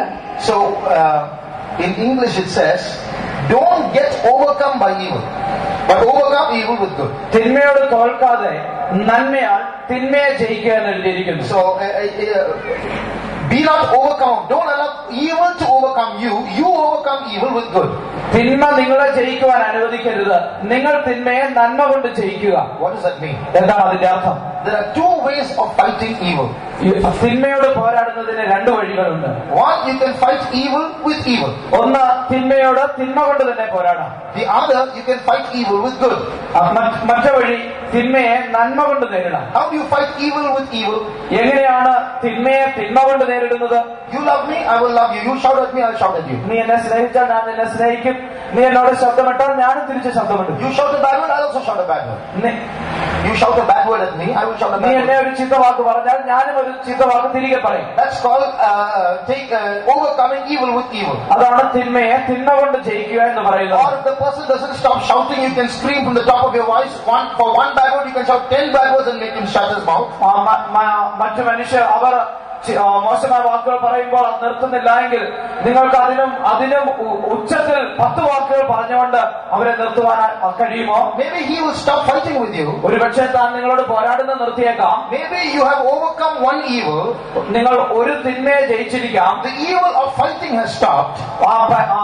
യുദ്ധം ചെയ്യുന്ന അല്ലെ പോരാടുന്ന തിന്മ ചിലപ്പോൾ നിന്നിരിക്കാം. But another evil has started. എന്നാൽ മറ്റൊരു തിന്മ തുടങ്ങുകയാണ്. Your mouth has become dirty with bad words. നിങ്ങളുടെ മോശമായ വാക്കുകൾ കൊണ്ട് അശുദ്ധമായി So തീർന്നിരിക്കുന്നു. in the name of overcoming evil with evil, you have become a slave of evil yourself because your mouth has been defiled. തിന്മയെ തിന്മ കൊണ്ട് ജയിക്കുന്നതിന്റെ പേരിൽ നിങ്ങളുടെ നാവ് അശുദ്ധമാക്കുന്നത് കൊണ്ട് നിങ്ങൾ തന്നെ തിന്മയ്ക്ക് അടിമയായി തീർന്നിരിക്കുന്നു. If you slap your wife because she argues, maybe she'll be afraid of your slap after that and stop arguing with you. But that's not the way, that's not the victory. Because now you have stained your soul with a slap. നിങ്ങളുടെ ഭാര്യ നിങ്ങളോട് വാദിക്കുമ്പോൾ നിങ്ങൾ അവരെ അടിച്ചാൽ അടുത്ത പ്രാവശ്യം നിങ്ങൾ അടിക്കുന്നത് ഭയന്ന് നിങ്ങളുടെ ഭാര്യ ഒരുപക്ഷെ വാദിക്കാതിരുന്നേക്കാം. But that evil of fighting will stop. But you have been stained in your soul because you slapped your wife. എന്നാൽ ആ വഴക്കുണ്ടാക്കുന്ന ആ തിന്മ വീണ്ടും വരികയില്ല. എന്നാൽ നിങ്ങൾ നിങ്ങളുടെ ഭാര്യയെ അടിച്ചതുകൊണ്ട് ആ തിന്മയോട് നിങ്ങൾ തോൽക്കുകയാണ്. We think it's a small thing. Fighting is a small thing. ഈ ശണ്ട ഇടുക എന്നുള്ളത് ഒരു ചെറിയ കാര്യമാണ് എന്നാണ് നാം ചിന്തിക്കുന്നത്. It's dangerous enough to take us to hell, you know. അത് നമ്മെ നരകത്തിൽ എത്തിക്കുവാൻ തക്കവണ്ണം അപകടകരമാണ്. Once one pastor and his wife had a fight. ഒരിക്കൽ ഒരു പാസ്റ്ററിനും തന്റെ ഭാര്യയുമായിട്ടൊരു സണ്ടയുണ്ടായി. The wife got angry and slapped the pastor. ഭാര്യയ്ക്ക് ദേഷ്യം വന്നിട്ട് പാസ്റ്ററിനെ അടിച്ചു. Pastor didn't slap back, pastor തിരിച്ചടിച്ചില്ല. but he didn't talk to her. ഭാര്യയോട് പിന്നെ സംസാരിച്ചില്ല. The next morning the wife, was kind of feeling sorry, didn't say sorry, but she came to him and said, trying to make, conciliatory remarks as they're trying to make peace with him. Why are not talking, you're still angry, and so on. പിറ്റേന്ന് രാവിലെ ആയപ്പോൾ ഭാര്യയ്ക്കുള്ളിൽ ചില ദുഃഖമൊക്കെ തോന്നി. താൻ വന്ന് ക്ഷമ പറഞ്ഞില്ല, എന്നാൽ നിരപ്പ് പ്രാപിക്കേണ്ടതിന് കടന്നു വന്നിട്ട് എന്താണ് എന്നോട് മിണ്ടാതിരിക്കുന്നത് എന്നൊക്കെ താൻ സംസാരിച്ചു. But he didn't talk to her. എന്നാൽ താൻ തന്നോട് സംസാരിച്ചില്ല. He turned his face away തന്റെ മുഖം തിരിച്ചു കളഞ്ഞു. and he went for his ministry. തന്റെ ശുശ്രൂഷയ്ക്കായി താൻ കടന്നുപോയി. This really happened. ഇത് ശരിക്കും സംഭവിച്ചതാണ്. And this pastor was driving his car on a mountainside. ഈ പാസ്റ്റർ ഒരു പർവ്വതത്തിന്റെ അരികിൽ കൂടി തന്റെ കാർ ഓടിച്ചു He പോകുകയായിരുന്നു. was encountering a hairpin bend when he lost balance and went and hit a post. താൻ ഒരു ഹെയർപിൻ വളവ് തിരിക്കുമ്പോൾ തന്റെ നിയന്ത്രണം വിട്ടിട്ട് ഒരു പോസ്റ്റിൽ ചെന്നിരിക്കുവാനിടയായി തീർന്നു. And the steering went into his stomach. He lost consciousness. ആ സ്റ്റിയറിംഗ് തന്റെ വയറ്റിൽ ചെന്ന് ഇടിച്ചിട്ട് തന്റെ ബോധം നഷ്ടപ്പെട്ടു. And his soul left his body. തന്റെ ആത്മാവ് ശരീരത്തിൽ നിന്ന് വേർപെട്ടു. He saw two angels coming to him and carrying him. രണ്ട് ദൂതന്മാർ വന്ന് തന്നെ കൂട്ടിക്കൊണ്ടു പോകുന്നത് കണ്ടു. And they took him to heaven. തന്നെ സ്വർഗത്തിലേക്ക് കൊണ്ടുപോയി. And he saw heaven was so beautiful.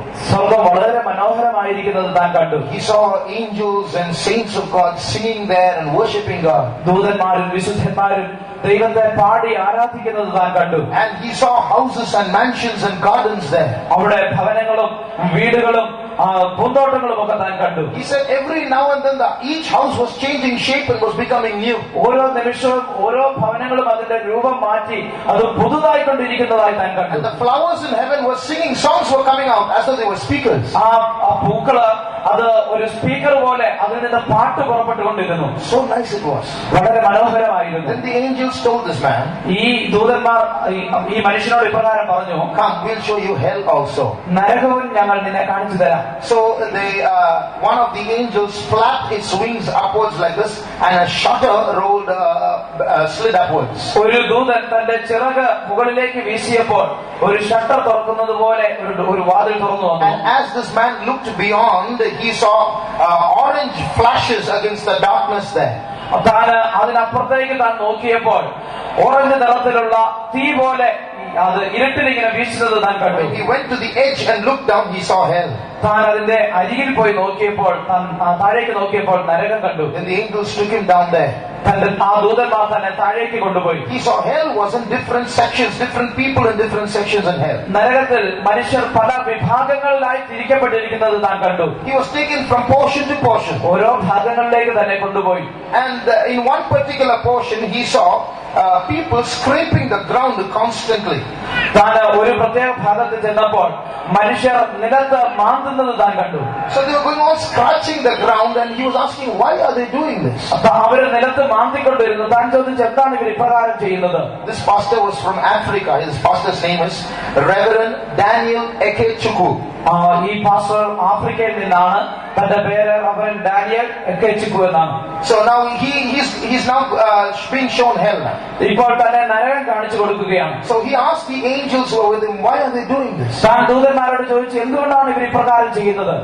The angel said, these are the people who in their lifetime unjustly plundered other people's land because of the lust for land.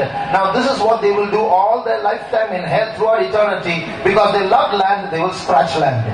ഈ ദൂതന്മാർ തന്നോട് പറഞ്ഞ മറുപടി ഇപ്രകാരമാണ്, ഈ മനുഷ്യർ ഭൂമിയിൽ ജീവിച്ചിരുന്നപ്പോൾ അവർക്ക് സ്വത്തിനോടുള്ള ആർത്തി കൊണ്ട് മറ്റുള്ളവരുടെ വസ്തുവകകൾ അവരിൽ നിന്ന് തട്ടിയെടുത്തവരാണ്. അതുകൊണ്ട് ഇവരുടെ നിത്യത മുഴുവൻ ഈ നരകത്തിൽ ഇവര് നിലം മാന്തി പറിച്ചുകൊണ്ടിരിക്കും എന്ന് പറഞ്ഞു. Then he went to another portion. അതിനുശേഷം മറ്റൊരു ഭാഗത്തേക്ക് കടന്നുപോയി. Different people were doing different kinds of things.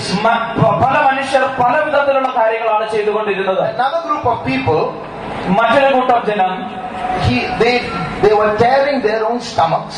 അവരുടെ തന്നെ വയറ് കീറി eating their own flesh, അവരുടെ തന്നെ മാംസം തിന്നുന്നു, then vomiting.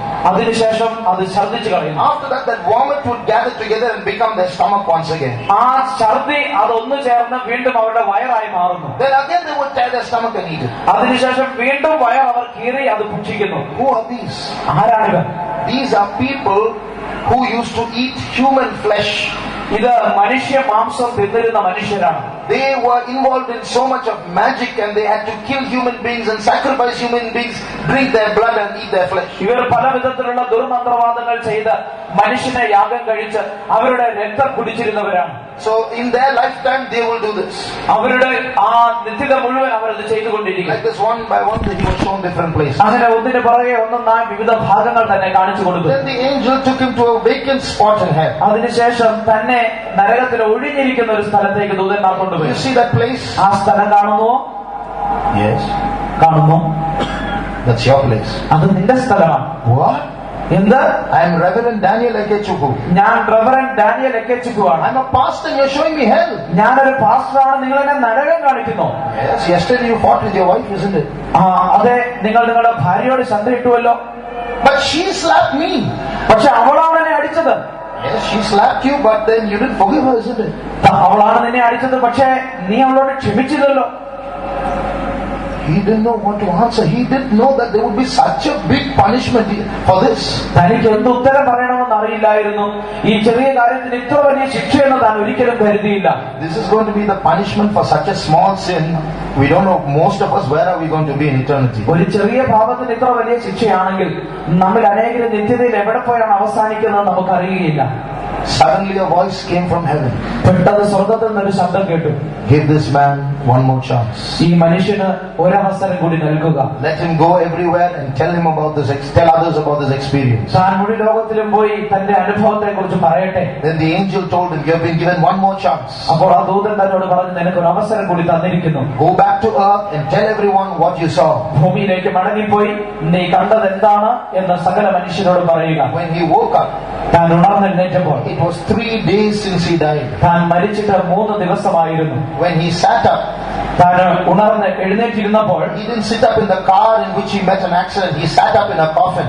താൻ ഉണർന്നെഴുന്നേറ്റിരുന്നത് അപകടം സംഭവിച്ച ആ കാറിലായിരുന്നില്ല, ഒരു ശവപ്പെട്ടിയിലായിരുന്നു. When he sat up in the coffin, all the people around got scared because he was dead for 3 days. The postmortem was over. താൻ പെട്ടെന്ന് ശവപ്പെട്ടിയിൽ എണീറ്റിരുന്നപ്പോൾ അടക്കുവാൻ വന്ന ജനമെല്ലാം ഭയന്നുപോയി. കാരണം തന്റെ പോസ്റ്റ്മോർട്ടം പോലും കഴിഞ്ഞിരുന്നതാണ്. And when he sat up, he was sitting in the basement of a huge stadium where a huge meeting was going on. താൻ ഉണർന്നെഴുന്നേറ്റിരുന്നപ്പോൾ ഒരു വലിയ സ്റ്റേഡിയത്തിന്റെ നടുക്ക് ഒരു വലിയ കൂട്ടത്തിന്റെ മധ്യയായിരുന്നു താൻ ഇരുന്നത്. And he went to that meeting and he testified what happened to him. താൻ ആ മീറ്റിംഗിൽ പോയി താൻ എന്ത് കണ്ടു എന്നുള്ളതിനെ കുറിച്ച് സാക്ഷി പറഞ്ഞു. The pastor who was preaching in that meeting was Reverend Reinhard Bonke. ആ കൂട്ടത്തിൽ പ്രസംഗിച്ചുകൊണ്ടിരുന്ന പാസ്റ്റർ റെവറൻഡ് റെയ്നാർഡ് ബോങ്കെ ആയിരുന്നു. This Reverend Daniel and Reinhard Bonke are now going about everywhere saying, forgive everyone, don't have hatred against anyone, small hatred can land you in hell. ഈ Reverend റെയ്നാർഡ് ബോങ്കയും ഈ പാസ്റ്ററിലും മുഴു ലോകത്തിലും സഞ്ചരിച്ച് എല്ലാവരോടും ക്ഷമിക്കണം, ഹൃദയത്തിൽ പകവെച്ചുകൊണ്ടിരിക്കരുത്, അത് നിങ്ങളെ നരകത്തിൽ എത്തിക്കുമെന്ന് പ്രസംഗിച്ചു. Remember then how important the development of our character is. നമ്മുടെ സ്വഭാവ രൂപീകരണം എത്ര പ്രാധാന്യമേറിയതാണ് എന്ന് ശ്രദ്ധിക്കുക. If we fight the battle the wrong way today, we will not only lose the battle that is going to come, we will also land ourselves in hell. നാം ഇപ്പോൾ പോരാടുന്ന യുദ്ധങ്ങൾ തെറ്റായ വിധത്തിലാണ് ചെയ്യുന്നതെങ്കിൽ നമുക്ക് നേരിടുവാനുള്ള വലിയ യുദ്ധം നമുക്ക് ചെയ്യുവാൻ കഴിയുകയില്ല എന്ന് മാത്രമല്ല, നാം നരകത്തിൽ ചെന്ന് അവസാനിക്കുവാനും ഇടയായിത്തീരും. We had a pastor, Pastor T. Thomas, used to often say this. നമുക്ക് പാസ്റ്റർ ടി തോമസ് എന്ന് പറയുന്ന പാസ്റ്റർ ഉണ്ടായിരുന്നു. താൻ എപ്പോഴും ഇപ്രകാരം പറയുമായിരുന്നു, He who does not know how to handle rejection when it comes will not be able to handle promotion when it comes. തള്ളപ്പെടുന്ന ഒഴിവാക്കപ്പെടുന്ന അവസ്ഥ എങ്ങനെ കൈകാര്യം ചെയ്യണമെന്ന് അറിയാത്ത ഒരു വ്യക്തിക്ക് ഉയർത്തപ്പെടുന്ന അനുഭവം വരുമ്പോൾ അതും കൈകാര്യം ചെയ്യുവാൻ So അറിയുകയില്ല. when we go through paths of reproach and shame where we are mocked by others or where we are accused of doing things which we did not do and we don't know how to handle that situation well, and we are going to use carnal weapons like anger and hatred and witchcraft and revenge against them, then God cannot promote us, because if we are promoted with such a small heart, will ruin our promotion. നാം നിന്ദിക്കപ്പെടുമ്പോൾ, അപമാനിക്കപ്പെടുമ്പോൾ, തള്ളപ്പെടുമ്പോൾ, നാം ചെയ്യപ്പെടാത്ത കാര്യങ്ങൾ നമുക്കെതിരെ ആരോപിക്കപ്പെടുമ്പോൾ നമുക്കത് ശരിയായ വിധത്തിൽ കൈകാര്യം ചെയ്യുവാൻ കഴിയാതെ നമ്മുടെ ഉള്ളിൽ വൈരാഗ്യവും പകയും ദേഷ്യവും കോപവും ഒക്കെ വരുന്നുവെങ്കിൽ ദൈവത്തിന് നമ്മെ ഒരിക്കലും ഉയർത്തുവാൻ കഴിയുകയില്ല. കാരണം അത്ര ചെറിയൊരു ഹൃദയവുമായി ദൈവം നമ്മെ ഉയർത്തിയാൽ നമുക്ക് ആ സാഹചര്യം ഒരിക്കലും കൈകാര്യം ചെയ്യുവാൻ കഴിയുകയില്ല. If we are going to sit on a throne with such a small heart, we'll ruin our kingdom.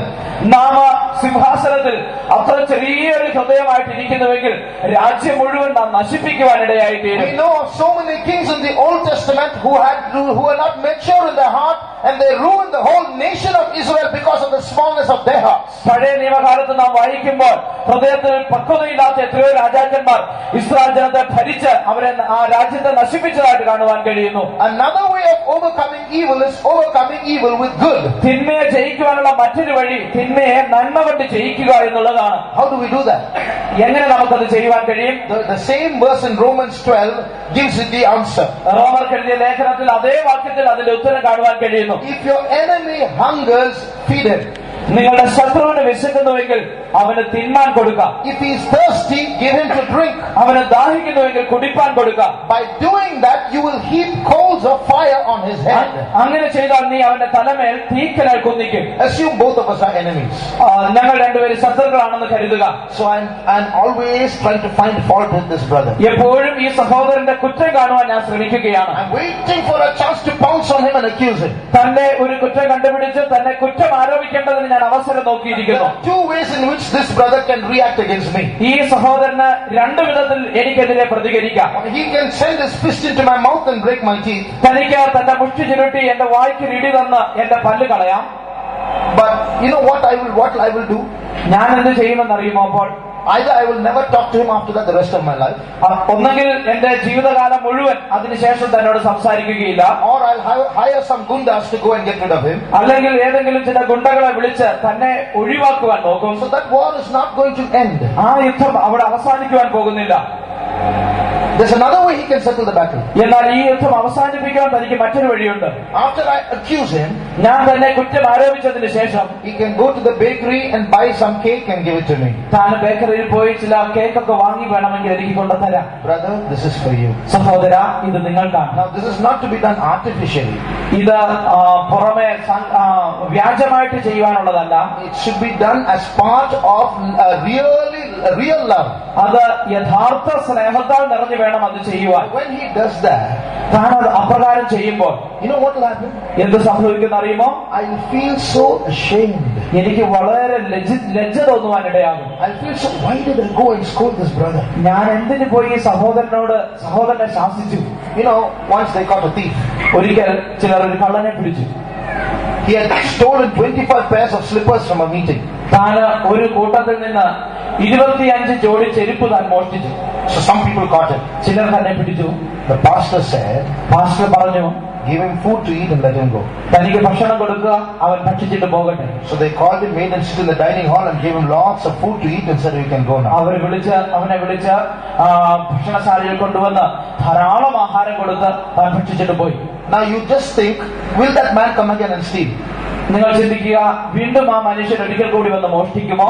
Either he will stop stealing for good, or at least he will stop stealing in the church after that. ഒന്നെങ്കിൽ താൻ അതിനുശേഷം മോഷണം മുഴുവനുമായി നിർത്തും, ഏറ്റവും കുറഞ്ഞ പക്ഷം സഭയിൽ വന്ന് മോഷ്ടിക്കുന്നതെങ്കിലും താൻ നിർത്തും. So that's how the Bible says, overcome evil with good.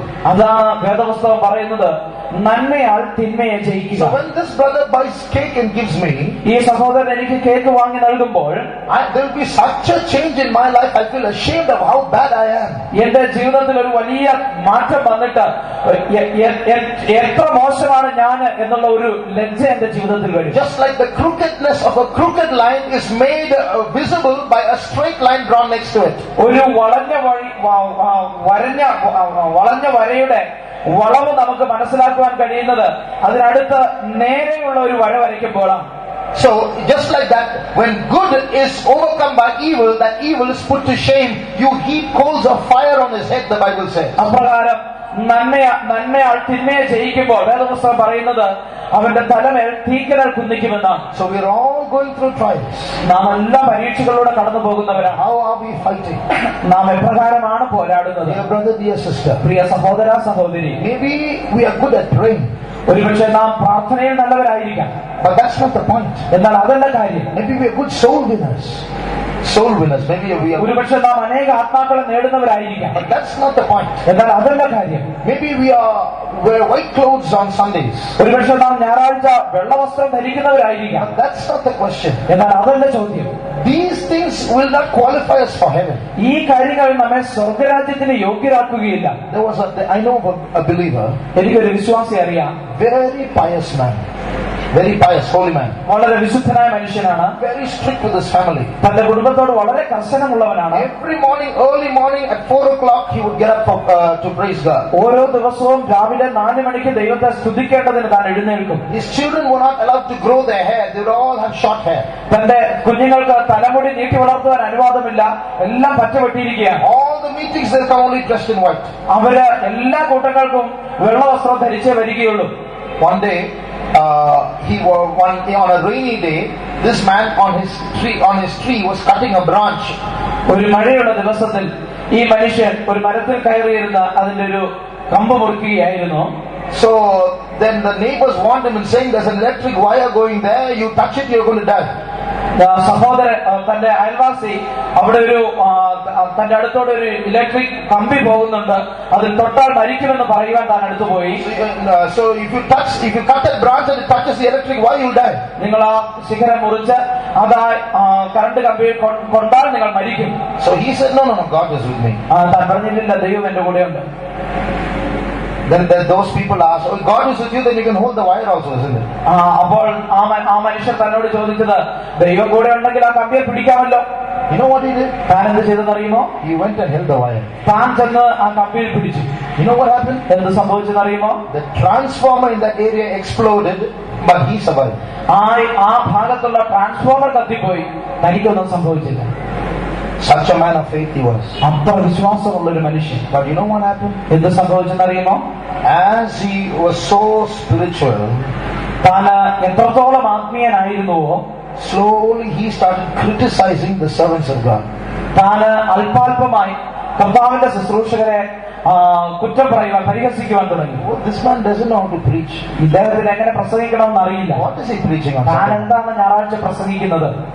He started finding fault like this. താൻ ഇപ്രകാരമുള്ള കുറ്റങ്ങൾ കണ്ടുപിടിക്കുവാൻ തുടങ്ങി. Slowly after that started increasing. During a meeting he started getting up and he started accusing the servants of God. അത് വർദ്ധിച്ചു വന്ന് ഒരു മീറ്റിംഗിന്, ഒരു കൂട്ടത്തിനിടയിൽ താൻ എഴുന്നേറ്റ് നിന്ന് കർത്താവിന്റെ ശുശ്രൂഷകരെ താൻ കുറ്റം പറയുവാൻ തുടങ്ങി. After a few days, people saw him sitting in a bus stand, having lost his senses. He was a madman. ചില ദിവസങ്ങൾക്ക് ശേഷം തന്റെ സ്വയബുദ്ധി നഷ്ടപ്പെട്ട് ഒരു ഭ്രാന്തനെ പോലെ താൻ ഒരു ബസ് സ്റ്റോപ്പിൽ ഇരിക്കുന്നത് മറ്റു മനുഷ്യർ കണ്ടു. So what is being spiritual?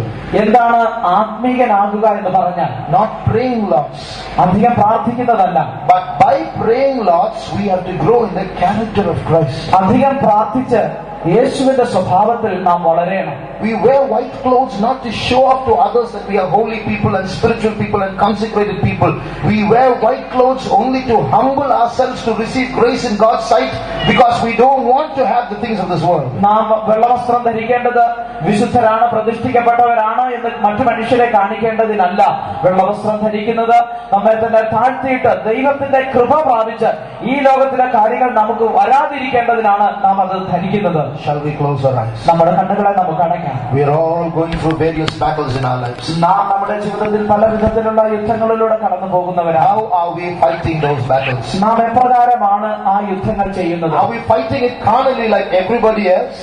മറ്റു മനുഷ്യരെ പോലെ നാം ജഡികമായിട്ടാണോ പോരാടുന്നത്? If that be the case, then we cannot join in that final battle against the powers of darkness. അപ്രകാരമാണെങ്കിൽ അന്ധകാര ശക്തികൾക്കെതിരെയുള്ള അവസാന യുദ്ധത്തിൽ നമുക്ക് പങ്കെടുക്കുവാൻ കഴിയുകയില്ല. If we can't participate, by not participating, don't think you're avoiding a battle. Those powers are going to fight against you and you will lose. നിങ്ങൾ യുദ്ധം ചെയ്യാതെ ഇരുന്ന ആ യുദ്ധത്തിൽ നിന്ന് ഒഴിഞ്ഞു പോകാമെന്ന് നിങ്ങൾ ചിന്തിക്കേണ്ട. നിങ്ങൾ യുദ്ധം ചെയ്യാതെ ഇരുന്നാലും ആ ശക്തികൾ നിങ്ങൾക്കെതിരെ യുദ്ധം ചെയ്യുകയും നിങ്ങൾ തോറ്റുപോകുവാൻ. Whether you fight against them or not, they are going to fight against you. നിങ്ങൾ അവയ്ക്കെതിരെ യുദ്ധം ചെയ്താലും ഇല്ലെങ്കിലും അവർ നിങ്ങൾക്കെതിരെ യുദ്ധം ചെയ്യും. So it's very important that we prepare our hearts. അതുകൊണ്ട് നമ്മുടെ ഹൃദയത്തെ ഒരുക്കുക എന്നുള്ളത് ഏറ്റവും പ്രാധാന്യമേറിയതാണ്. We are all full of mistakes and faults in various ways. നാം പല വിധത്തിൽ തെറ്റുകളും കുറ്റങ്ങളും നിറഞ്ഞവരാണ്. We have all kinds of weak natures. നമുക്ക് എല്ലാ വിധത്തിലുള്ള ബലഹീന സ്വഭാവങ്ങളുമുണ്ട്. We are not holy people here. നാം വിശുദ്ധരൊന്നുമല്ല. So before our holy God, let's humble ourselves. വിശുദ്ധരായ നമ്മുടെ ദൈവത്തിന്റെ മുമ്പാകെ നമുക്ക് നമ്മെ തന്നെ താഴ്ത്താം. Oh, we are nothing to boast about. നമുക്ക് പ്രശംസിക്കാൻ ഒന്നുമില്ല. There is no, all our holiness before God is filthy rags. നമ്മുടെ നീതി പ്രവർത്തികളല്ല ദൈവത്തിന്റെ മുമ്പാകെ കറപുരണ്ട തുണി പോലെയേ ഉള്ളൂ. All our so-called spirituality before our God is nothing. നമ്മുടെ ദൈവത്തിന്റെ മുമ്പാകെ നമ്മുടെ ആത്മീയതയൊന്നും ഒന്നുമല്ല. Let us humble ourselves. നമുക്ക് നമ്മെ തന്നെ താഴ്ത്താം. I am not worthy to sit in this holy ground. ഞാൻ ഈ വിശുദ്ധ സ്ഥലത്തിരിക്കുവാൻ യോഗ്യനല്ല. How many of you can say I'm the worst person in this place? ഈ സ്ഥലത്തെ ഏറ്റവും മോശമായ വ്യക്തി ഞാനാണെന്ന് എത്ര പേർക്ക് പറയുവാൻ കഴിയും? Do we think that we are all great people? നാം എല്ലാം വലിയവരാണ് എന്നാണോ നാം ചിന്തിക്കുന്നത്? No brother, no sister, we are not worthy at all. അല്ല സഹോദര, അല്ല സഹോദരി, നാം യോഗ്യരേ അല്ല. With all our spirituality, we cannot get anywhere near heaven. നമ്മുടെ എല്ലാ ആത്മീയതയുമായിട്ട് നമുക്ക് സ്വർഗത്തിന്റെ അടുക്കൽ എങ്ങും എത്തുവാൻ കഴിയുന്നതല്ല. All our prayer with our own efforts, we are only going to land in hell. നമ്മുടെ എല്ലാ പ്രാർത്ഥന കൊണ്ടും നമ്മുടെ എല്ലാ പരിശ്രമം കൊണ്ടും നാം അവസാനിക്കുവാൻ പോകുന്ന നരകത്തിലായിരിക്കാം. If we have to go to heaven, we need to receive the grace of God, not our works. നമുക്ക് സ്വർഗത്തിൽ പോകണമെങ്കിൽ ദൈവത്തിന്റെ കൃപ നാം പ്രാപിക്കേണ്ടിയിരിക്കുന്നു. Let us humble ourselves. നമുക്ക് നമ്മെ തന്നെ താഴ്ത്താം. How many can say I am a sinner? എത്ര പേർക്ക് പറയുവാൻ കഴിയുന്നു ഞാനൊരു പാപിയാണെന്ന്? I have no good thing in me. എനിക്കെതിൽ യാതൊരു നന്മയുമില്ല. Only the grace of God has brought me here. ദൈവത്തിന്റെ കൃപയാണ് എന്നെ കൊണ്ടുവന്നിരിക്കുന്നത്. Dear brother, dear sister, if Jesus did not die for us, പ്രിയ സഹോദര, പ്രിയ സഹോദരി, യേശു നമുക്ക് വേണ്ടിയല്ല മരിച്ചത്. if Jesus did not come and die for us, യേശു നമുക്ക് വേണ്ടി വന്ന് മരിച്ചില്ലായിരുന്നുവെങ്കിൽ we would all be in hell now. നാം എല്ലാം ഇപ്പോൾ നരകത്തിലായിരുന്നേനെ. Today we are in this place not because of our works, because Jesus died for us. നാം ഇന്നിവിടെ ആയിരിക്കുന്ന നമ്മുടെ പ്രവൃത്തി കൊണ്ടല്ല, യേശു നമുക്ക് വേണ്ടി മരിച്ചത് കൊണ്ടാണ്. So we are basically sinners. നാം അടിസ്ഥാനപരമായി നാം പാപികളാണ്. We are basically no good thing in us. നമ്മിൽ യാതൊരു നന്മയുമില്ല. So we have nothing to boast about ourselves. നമുക്ക് നമ്മെക്കുറിച്ച് പ്രശംസിക്കാൻ യാതൊന്നുമില്ല. If I am here, it's by the grace of God. ഞാൻ ഇവിടെ ആയിരിക്കുന്നുവെങ്കിൽ അത് ദൈവത്തിന്റെ കൃപയെന്ന് മാത്രമാണ്. I'm saved, it's by the grace of God. ഞാൻ രക്ഷിക്കപ്പെട്ടിരിക്കുന്ന ദൈവ കൃപയാലാണ്. If I receive the Holy Spirit, it's by the grace of God. ഞാൻ അഭിഷേകം പ്രാപിച്ചിരിക്കുന്ന ദൈവ കൃപയാലാണ്. If I'm able to pray, it's by the grace of God. ഞാൻ ദൈവത്തെ സ്തുതിക്കുന്നുവെങ്കിൽ അത് ദൈവ കൃപയാലാണ്. If I have faith to do wonders, it's by the grace of God. എനിക്ക് വിശ്വാസമുണ്ടെങ്കിൽ അത് ദൈവത്തിന്റെ കൃപയാലാണ്. Shall we humble ourselves before our mighty God? നമ്മുടെ ശക്തനായ ദൈവത്തിന്റെ മുമ്പാകെ നമുക്ക് നമ്മെ തന്നെ താഴ്ത്താം. He wants us to grow in His character. നാം അവന്റെ സ്വഭാവത്തിൽ വളരുവാൻ അവൻ ആഗ്രഹിക്കുന്നു. Final battle coming. നമുക്കൊരു അവസാന യുദ്ധം വരുന്നു. God is looking for holy men. ദൈവം വിശുദ്ധ മനുഷ്യർക്ക് വേണ്ടി നോക്കിക്കൊണ്ടിരിക്കുകയാണ്. Not only for holy people. വിശുദ്ധർക്ക് വേണ്ടി മാത്രമല്ല, He wants holy and humble people. വിശുദ്ധരും സൗമ്യതയുള്ളവരെയും അവൻ ആവശ്യമാണ്. Not only holy and humble people. സൗമ്യതയും വിശുദ്ധിയുള്ളവർ മാത്രമല്ല, He wants holy and humble people who can love their enemies. ശത്രുവിനെ സ്നേഹിക്കുവാൻ കഴിയുന്ന വിശുദ്ധിയും താഴ്മയുമുള്ള മനുഷ്യർ. Shall we surrender ourselves? നമുക്ക് നമ്മെ തന്നെ താഴ്ത്താം. May we find grace in God's sight. നമുക്ക് ദൈവത്തിന്റെ ദൃഷ്ടിയിൽ കൃപ ലഭിക്കുമാറാകട്ടെ. May the Lord help us. ദൈവം നമ്മെ സഹായിക്കട്ടെ.